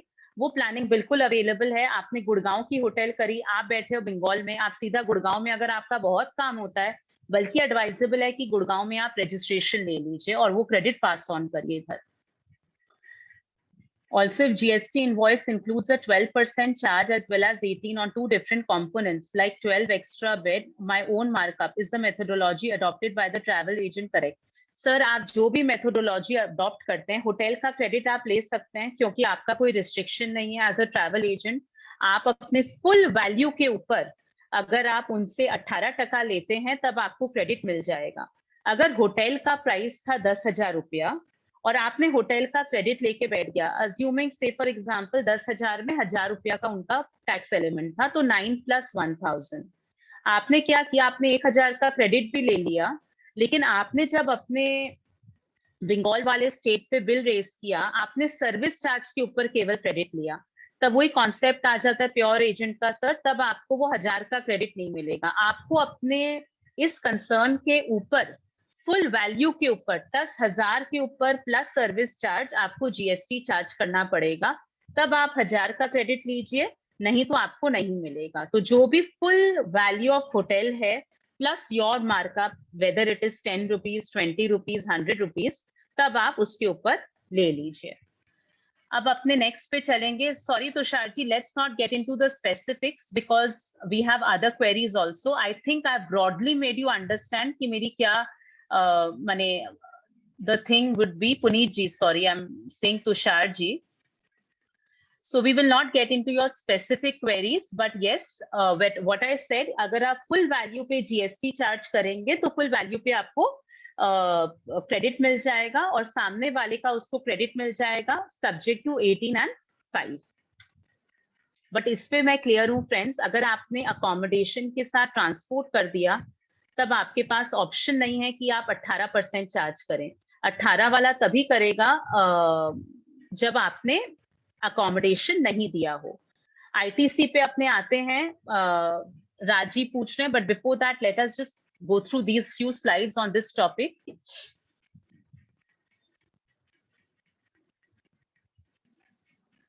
आईटीसी का क्या रहेगा इसमें मैं आपको समझाती हूँ। आईटीसी में देखिए सर, बड़ा सिंपल कॉन्सेप्ट है। आईटीसी डिस्कस करने के पहले अपन प्योर एजेंट पे चलते हैं, जो मैंने इसलिए बोला था लास्ट में अपने लेंगे। प्योर एजेंट की अगर अपने बात करते हैं सर, तो प्योर एजेंट का जो डेफिनेशन है ये भी उन्होंने बोरो कर रखा है अर्स्टवाइल रेजीम से, which is your finance act service tax determination of value rules, जहाँ पे हमारे कुल मिला के 12 कंडीशंस थे। इन 12 को इन्होंने संकुचित कर दिया है, मोटा मोटी एक साथ जोड़कर यहाँ पर उन्होंने 7 कंडीशंस को कर दिया है। 7 कंडीशंस हमारे कहाँ दिए हुए हैं?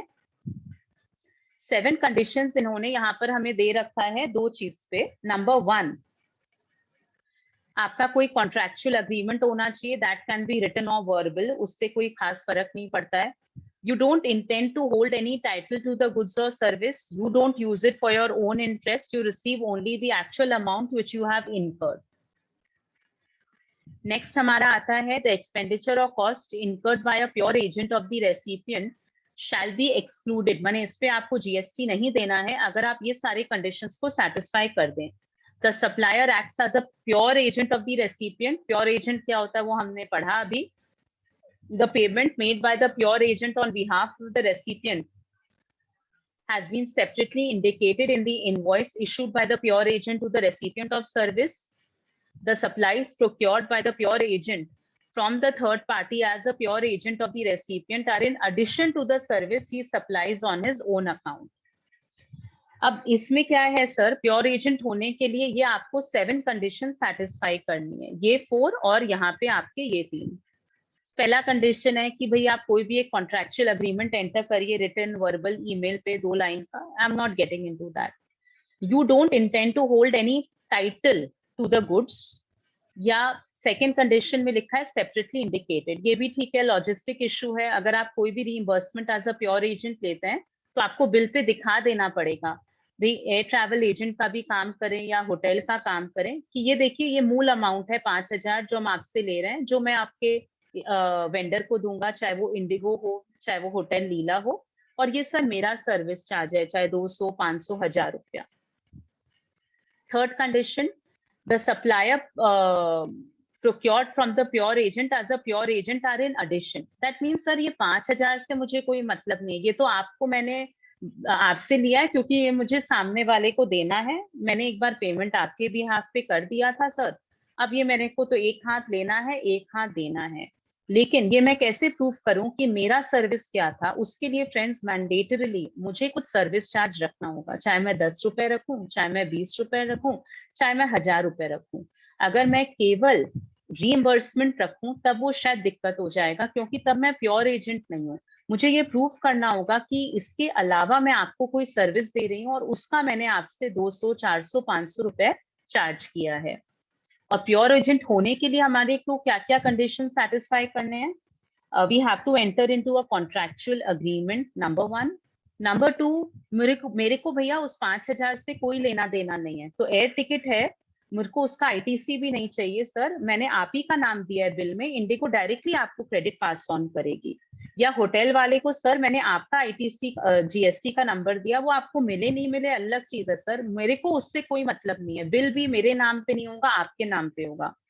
यहाँ पे प्रॉब्लम आता है सर, क्योंकि बिल ये जो भी वेंडर्स रहते हैं अधिकतर होटल वाले ट्रैवल एजेंट के नाम पे देते हैं, लेकिन उनका जो रहता है उसमें लिख देते हैं for the stay of miss Shivani Shah, for the stay of mister Naveen Khemka. एक अभी TUI लिमिटेड बोल के एक AR भी निकला है दिल्ली से, जहाँ पे उन्होंने बोला है कि ये अलाउड है भाई, इतना हम आपको लीवे दे देंगे, लेकिन लॉ में ऐसा कहीं नहीं लिखा है। आपको ये प्रूफ करना होगा as a travel agent that you don't intend to hold any title. और इसका एक उपाय ये है, जब आप ये दिखा सके कि इनवॉइस में आपका कोई नाम नहीं है, सिंपल जो एकदम क्लासिक एग्जांपल है प्योर एजेंट का, जब एज अ CA मैं बोलती हूँ भाई हमारे क्लाइंट के इंटरनेट बैंकिंग में ट्रबल आ रही थी, उनको 5 लाख रुपया GST ऑनलाइन पेमेंट करना था, उनका फोन आया, शिवानी जी 20 तारीख हो रहा है, आप एक बार पेमेंट कर दीजिए, मैं कल आपको रिइंबर्स कर दूंगा, आज लास्ट डेट है।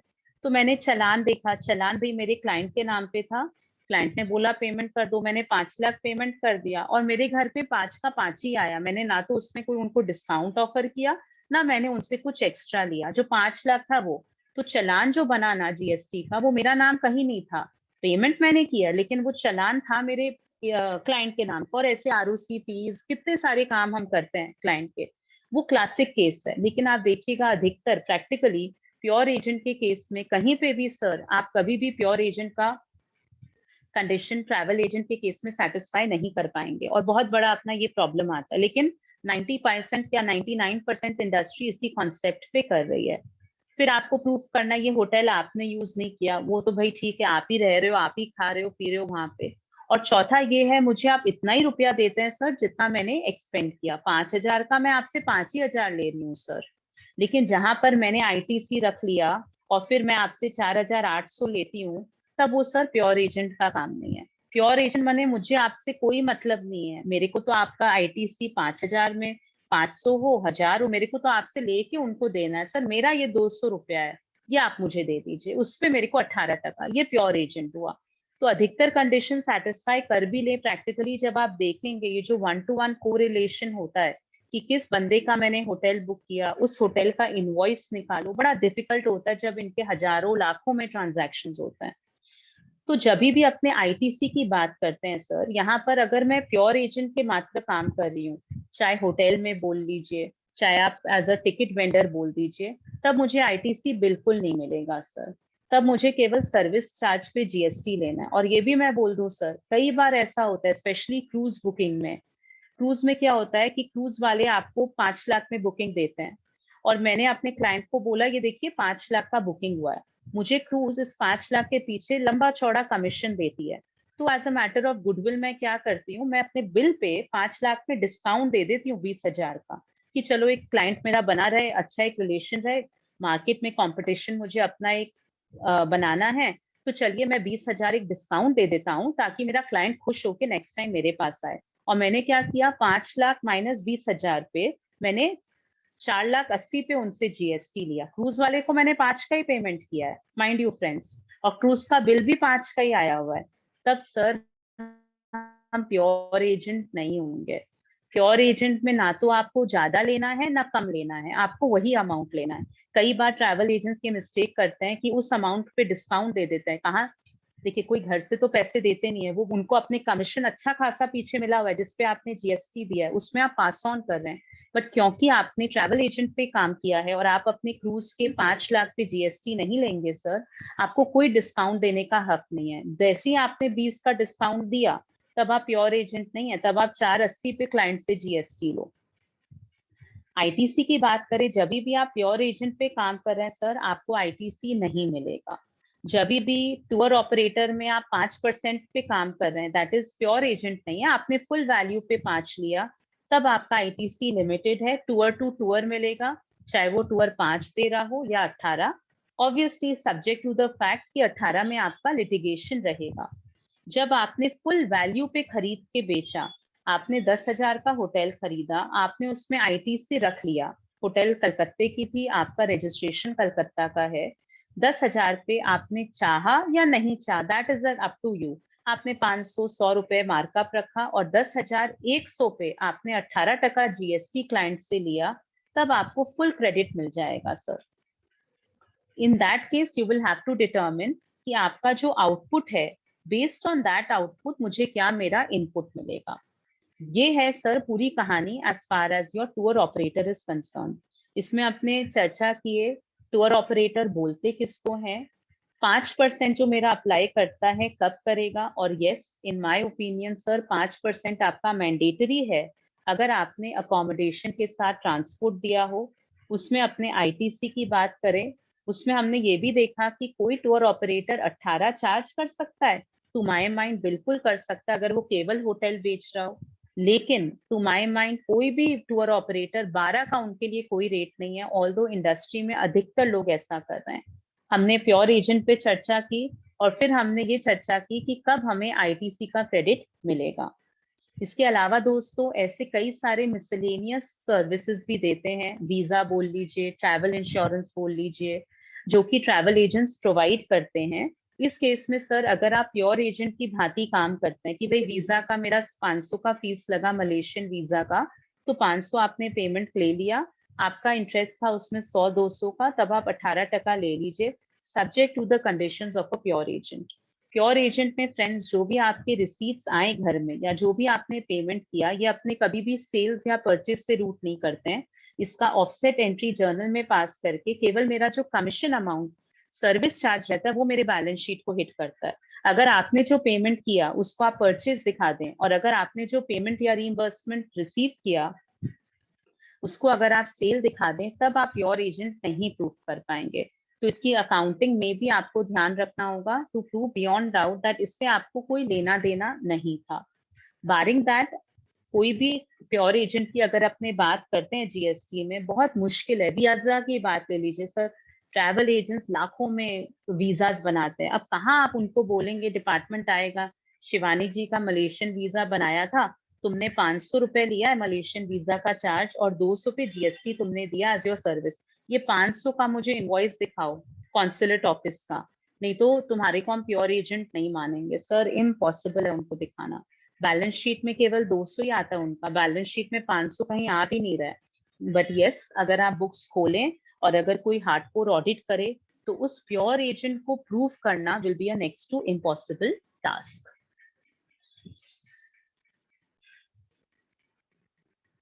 ये एचएसएन हैं जो हमारे, कुछ मैंने नोट डाउन किए हैं, जो 6 डिजिट एचएसएन 5 करोड़ के ऊपर अब अपने को लगने लगा है। ऑब्वियसली दिस में वेरी डिपेंडिंग ऑन जहां पे अपना क्लासिफिकेशन रहता है। लास्ट स्लाइड में डिस्कस करूंगी I think, and then as I said I have an AGM to attend, तो आई बेग योर पार्डन, थोड़ा सा चाहूंगी अगर आप मुझे 5 से 10 मिनट जल्दी छोड़ दें। बट बिफोर दैट एक बार मैं ये कर लेती हूँ, फिर अपने क्वेरीज लेंगे। कॉमन रिकंसिलिएशन की बातें बहुत जरूरी है। देखिए ऑडिट जब आप करेंगे कोई भी ट्रैवल एजेंट का, अपने होटल का ही बात करें, जब आप होटल प्लस ट्रांसपोर्ट करते हैं तब आप 5% पे जीएसटी देते हैं, लेकिन जब आप परचेज करते हैं तब आप उसका फुल परचेज वैल्यू पे आपका आया हुआ है। और जब आप इसको अपने एनुअल फाइनेंशियल स्टेटमेंट में दिखाएंगे, बैलेंस शीट में, तब जो जीएसटी का वैल्यू था वो आप नहीं दिखाते हैं। आप अपना परचेज माइनस सेल का वहां पे कमीशन दिखाएंगे या जो भी आपको इनकम हुआ है। वैसे एयर ट्रैवल एजेंट अगर रूल फॉलो करे और 5% ऑफ द बेस फेयर पे दे, वो तो जीएसटी का वैल्यू हो गया। जीएसटी का वैल्यू के अलावा जब आप अपना इनकम टैक्स का रिकॉर्ड्स बनाएंगे, तब तो आप केवल अपने नेट इनकम को डालेंगे। तो ये रिकंसिलिएशन बड़ा डिफिकल्ट हो जाता है sir in case of travel agents. So you have to actually be very careful when you are doing the audit of any travel agent. अब तो खैर ठीक है सर, अपना कोई दरकार ही नहीं है साइनिंग का, तो उस एक्सटेंट तक हम बरी हो गए हैं। But yes, whenever you are helping a client with that, you have to give your proper notes to audit so that you can prove beyond doubt that the client is operating as a pure agent. Advance पे मैंने आपको बता ही दिया क्या दिक्कत आती है। Advance कई बार बल्क में मिलता है, कई बार ऐसा होता है सर हम सर्विस ही नहीं प्रोवाइड करते हैं उसका, और हमारा क्रेडिट नोट इशू करने का टाइम पीरियड निकल जाता है, तब सर मेरे हिसाब से कोई ऑप्शन नहीं है, वो आपका जीएसटी का पैसा गया। अनलेस आप ये इसको मान के चले कि भाई एक ये सिक्योरिटी डिपॉजिट है, तो उसको आप एडवांस बोल के ना ट्रीट करें। कई बार एडवांस आता है, आपको पता नहीं भाई इसमें मैं 5 करूंगा या मैं 18 करूंगा या मैं 12 करूंगा as a renting of motor travel. तो इस केस में भी दिक्कत आ जाती है कि किस में हम जीएसटी का पेमेंट करें, 18 में करें, 12 में करें, या किस एचएसएन में हम करें। इंश्योरेंस वीजा की हमने बात कर ही ली है। इंपोर्ट ऑफ सर्विस, यहाँ बताना चाहूंगी सर एक इंपॉर्टेंट कॉन्सेप्ट है, जहां पे देखिए प्लेस ऑफ सप्लाई का अगर हम बात करते हैं, there is a section 13 under the IGST act, जहाँ पे बोला गया है कि place of supply in relation to immovable property is the location of the property. अब कई बार ट्रैवल एजेंट्स है जो कि बाहर गांव के होटल्स प्लानिंग करते हैं, कई सारे प्लान करते हैं। मुझे से फॉर एग्जांपल अभी फ्रांस जाना है अपने वर्ल्ड चैंपियनशिप पे, तो इसमें क्या हुआ, मैंने बताया अपने ट्रैवल एजेंट को भाई मेरा एक फ्रांस का बुकिंग कर दो। फ्रांस में होटल जब अगर कोई भी ट्रैवल एजेंट लेते हैं, इंपोर्ट का इम्प्लीकेशन आता है क्या? इंपोर्ट ऑफ सर्विस का एक कंडीशन ये है सर, आपका place of supply should be in India. A place of supply is the concept जो हम कॉमन सेंस नहीं लगाते हैं, वहां पे it's a legally appointed destination by virtue of section 13 of the IGST act. अगर मैंने एक hotel as a travel agent book किया है डायरेक्टली होटल से, तो मेरा प्लेस ऑफ सप्लाई हो जाएगा लोकेशन ऑफ होटल। तो जैसे my place of supply is outside India sir, import का कोई मेरे ऊपर लाइबिलिटी नहीं है। मैं कौन हूं? मैं ट्रैवल एजेंट हूँ। लेकिन अगर मुझे फ्रांस में डायरेक्ट कोई होटल नहीं मिला, मैं फ्रांस में बैठे एक ट्रैवल एजेंट को बोलती हूँ सर एक मेरा होटल करके दो, तब क्या हो जाता है सर, मेरे लिए जो इंडिया में मैं बैठी हूँ, place of supply is the location of the recipient. जैसे मैंने बोला सेक्शन 13 में प्रत्येक सर्विस के लिए एक तरीके से उन्होंने उसका कैटेगराइजेशन कर रखा है, प्लेस ऑफ सप्लाई डिफाइन कर रखा है। तो जब भी कोई टूर ऑपरेटर से हम लोग सर्विस लेते हैं sir, the place of supply is the location of the recipient. तो जैसे ही मैं कोई टूर ऑपरेटर जो कि फ्रांस में बैठा है सर सर्विस लेती हूँ, the place of supply becomes the location of the recipient. Recipient कौन है? मैं हूँ ट्रैवल एजेंट इन इंडिया, और प्लस मैंने फॉरेन एक्सचेंज में बंदे को पेमेंट किया है, तो सर वो मेरे लिए इम्पोर्ट हो जाता है, उस पर मुझे रिवर्स चार्ज पे पेमेंट करना चाहिए, क्रेडिट मुझे मिल जाएगा subject to the conditions we just discuss. लेकिन अधिकतर ट्रैवल एजेंट्स इस पे पेमेंट नहीं कर रहे हैं। लेकिन जो भी टूर ऑपरेटर से बाहर आउट ऑफ द कंट्री आप काम करते हैं, टू माय नॉलेज उस पे इंपोर्ट ऑफ सर्विस का इम्प्लीकेशन आएगा। इवेंट प्लानिंग, इसमें हम यही मैं बोल रही थी, कई जो हैं, जो अगर आपने कोई साइट सीइंग भी कर दिया, कोई इवेंट भी प्लान कर लिया, तो अगर आपको उसको कैसे बंडल करना है वो आपको देखना है। अगर event planning becomes your principal supply, तब आप 5% में नहीं जाएंगे सर। देन कॉम्पोजिट सप्लाई के अनुसार इफ योर मेन इवेंट है, उसके हिसाब से आपको अपना जीएसटी निर्धारित करना होगा। कॉमन आईटीसी की बात मैंने अभी आपको बताई थी कि जो भी आपका कॉमन है, इन बेसिस ऑफ रूल 42 आपको इनपुट और इनपुट सर्विसेज का रिवर्सल करना है ऑन अ मंथली बेसिस, और फिर जाके उसको आपको अपना ईयर एंड के बेसिस पे कर लेना है। From my end, friends, this is all I had. Obviously, there are multiple issues, but before I say anything, let us just take a few questions. नीचे राज जी का हो गया। अच्छा, नवीन जी पूछ रहे हैं, tour operator in Kolkata booking hotel for his client at Delhi will not be able to take the credit of the hotel provided he takes registration at Delhi or procures it from another agent. नवीन जी, बिल्कुल आपका कहना सही है। मैं एक बार repeat कर देती हूँ, मैं कलकत्ते में हूँ, मैंने डायरेक्ट अगर कोई होटल दिल्ली से खरीदा है, दिल्ली वाला मुझे reference section 12 CNS of Delhi देगा, मुझे बिल्कुल उसका क्रेडिट नहीं मिलेगा। लेकिन अगर मैंने किसी ट्रैवल एजेंट को बोला कि भैया तुम मेरा वो दिल्ली का होटल कर दो, ट्रैवल एजेंट मुझे IGST चार्ज करेगा with the place of supply as Bengal, charging me 5 और 18%, तब मुझे क्रेडिट मिल जाएगा। मैं कौन हूं? मैं एक नॉर्मल यूजर हूं। I am a chartered accountant and I am travelling to Delhi for an office work. Food and beverage related credit मेरे लिए रिस्ट्रिक्टेड है।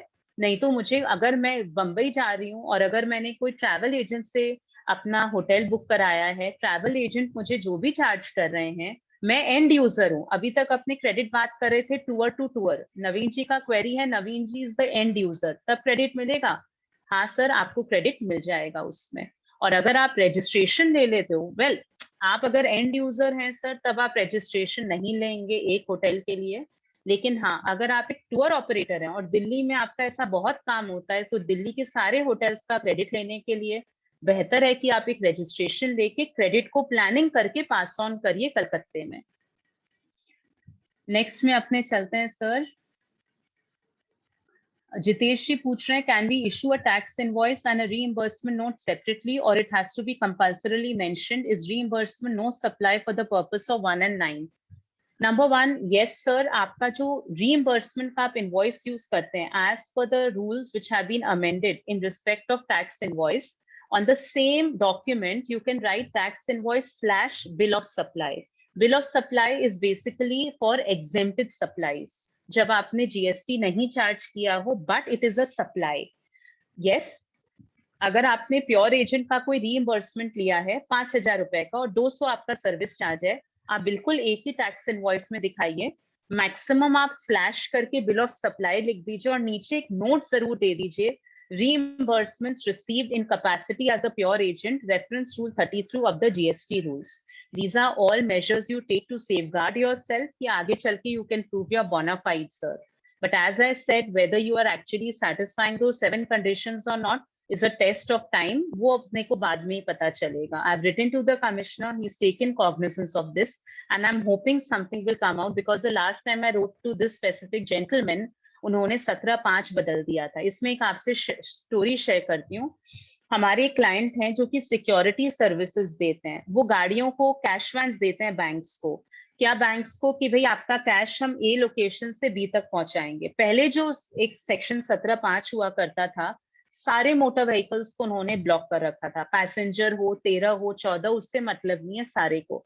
तो शिवानी आज गाड़ी खरीदती है सर, मत क्रेडिट दीजिए, क्योंकि शिवानी उसमें अपना काम भी कर सकती है, बच्चे को घुमा भी सकती है।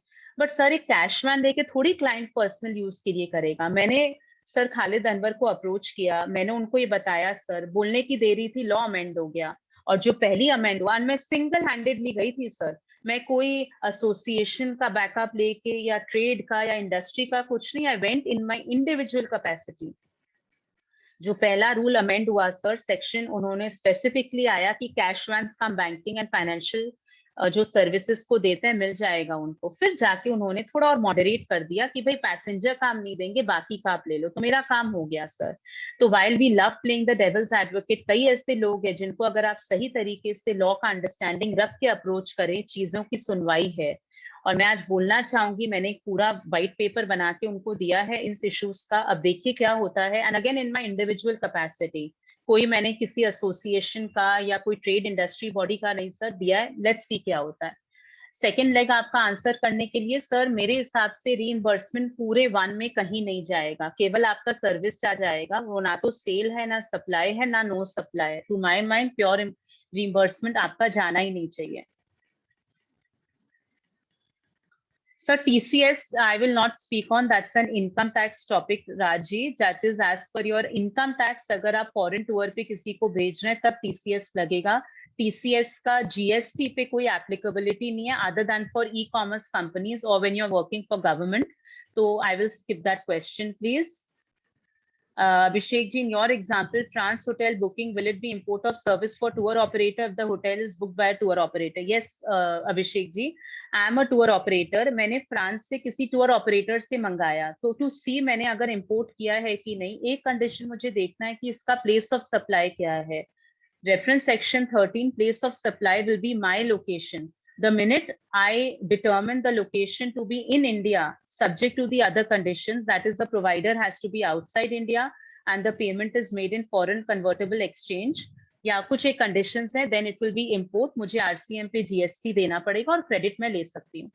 Ravi ji, what is the GST rate on AC bus service and is input available? Sir AC bus का एज अ टूर ऑपरेटर अगर आप दे रहे हो तो आप 18% में करोगे, लेकिन if you are not a tour operator बल्कि आप as the direct bus supplier, कोई स्टेट कॉर्पोरेशन हो, और if you are a transport agency, then as per the rates applicable you will get them all under notification 11/2017 central tax. जोगी राज जी बोल रहे हैं person charges 6,000 for services and 11,000 as pure agent. GST is payable on 6,000. Sir, yes, if you can satisfy the conditions of a pure agent, you have to pay GST only on 6,000. PPT sir, मैं कोई भी private mail पे नहीं करूंगी. I will send it to the office bearers of Views Exchange. Is transportation of cash, transportation of goods out of syllabus question, sir? But no, cash or money, it does not fall within the ambit of goods. Ashok ji, if there is GST on homestay, sir, if you are registered and if you're giving a commercial service as a tour operator, or if you fall within the ambit of providing the services under accommodation services, बिल्कुल GST लगना चाहिए sir, subject to the threshold of जो भी हमारा 20 लाख का दिया हुआ है. तो if you are within that threshold, even if it is taxable, you can choose not to charge and pay till you go to the threshold. Last में कुछ क्वेरीज हैं homestay. I think Naveen ji, from my end, this was it. I will just stop sharing screen and I would like to just bring the session to an end. And as I said, I promised to send you all the my PPT, and thank you everyone. Thank you for being so interactive. I think that's the speciality of Views Exchange. whatever the distance is, but इतने जुड़े रहते हैं सब कि बहुत मजा आता है पढ़ने में और पढ़ाने में, because you know when you are addressing an audience like this, you better be well prepared on everything, you know. Thank you so much. It was a very, very great session, ma'am. I think it was a learning session for all of us. It was for me, for my knowledge, it was definitely, and hopefully the questions set up, it prevailed that all the audience also got a lot of knowledge experience. Thanks to you. And since you are supposed to leave early, I want to say 5 minutes early, since you have pre-presentation. But I'm so glad we started on time. नहीं तो कोई भी आप देखिए session तो 15-20 minute late होता ही है. तो इसलिए when we started on time, I'm happy that at least I could do, some in my bit in the deliberation. Yeah. I would request my co-convener Sarva Swaika ji to kindly offer a heartiest vote of thanks to Shivani ji. Thank you, Naveen. Thank you, Shivani ji. Thank you, sir. On my personal behalf and on my behalf of Huge Exchange Study Circle and all the participants who enjoyed the session very much, hopefully, and they gained a huge knowledge on this tour and travel industry, because everybody was lacking this knowledge and had huge confusions, because my clients also were confused. Those who are dealing in day-to-day activities, they also keep calling repeatedly with respect to rates, with respect to this tour packages, क्या rate करें, कैसे करें, किसी में TDS cut रहा है, how to go about it, हम तो TDS वो लोग काट रहे हैं, मेरा तो TDS जम जा रहा है. इस तरह के various questions आते रहते थे. Though it was a 2-hour session, but lots we expect from you in future on this topic again and again from time to time, because updation is required at all points. So I once again thank you on everybody's behalf. Thank you so much. Thank you. Thank you all the participants, all of you who was there, and thank you for such a great interaction, and I'm looking forward to many more such sessions. Thank you, sir. Thank you. And Shivani ji, wish you all the best for your championship. Thank you, sir. Thank you. Yes, sir. I really need it. All Very soon. So, ji, sir. Thank you. Thank you so much, everyone.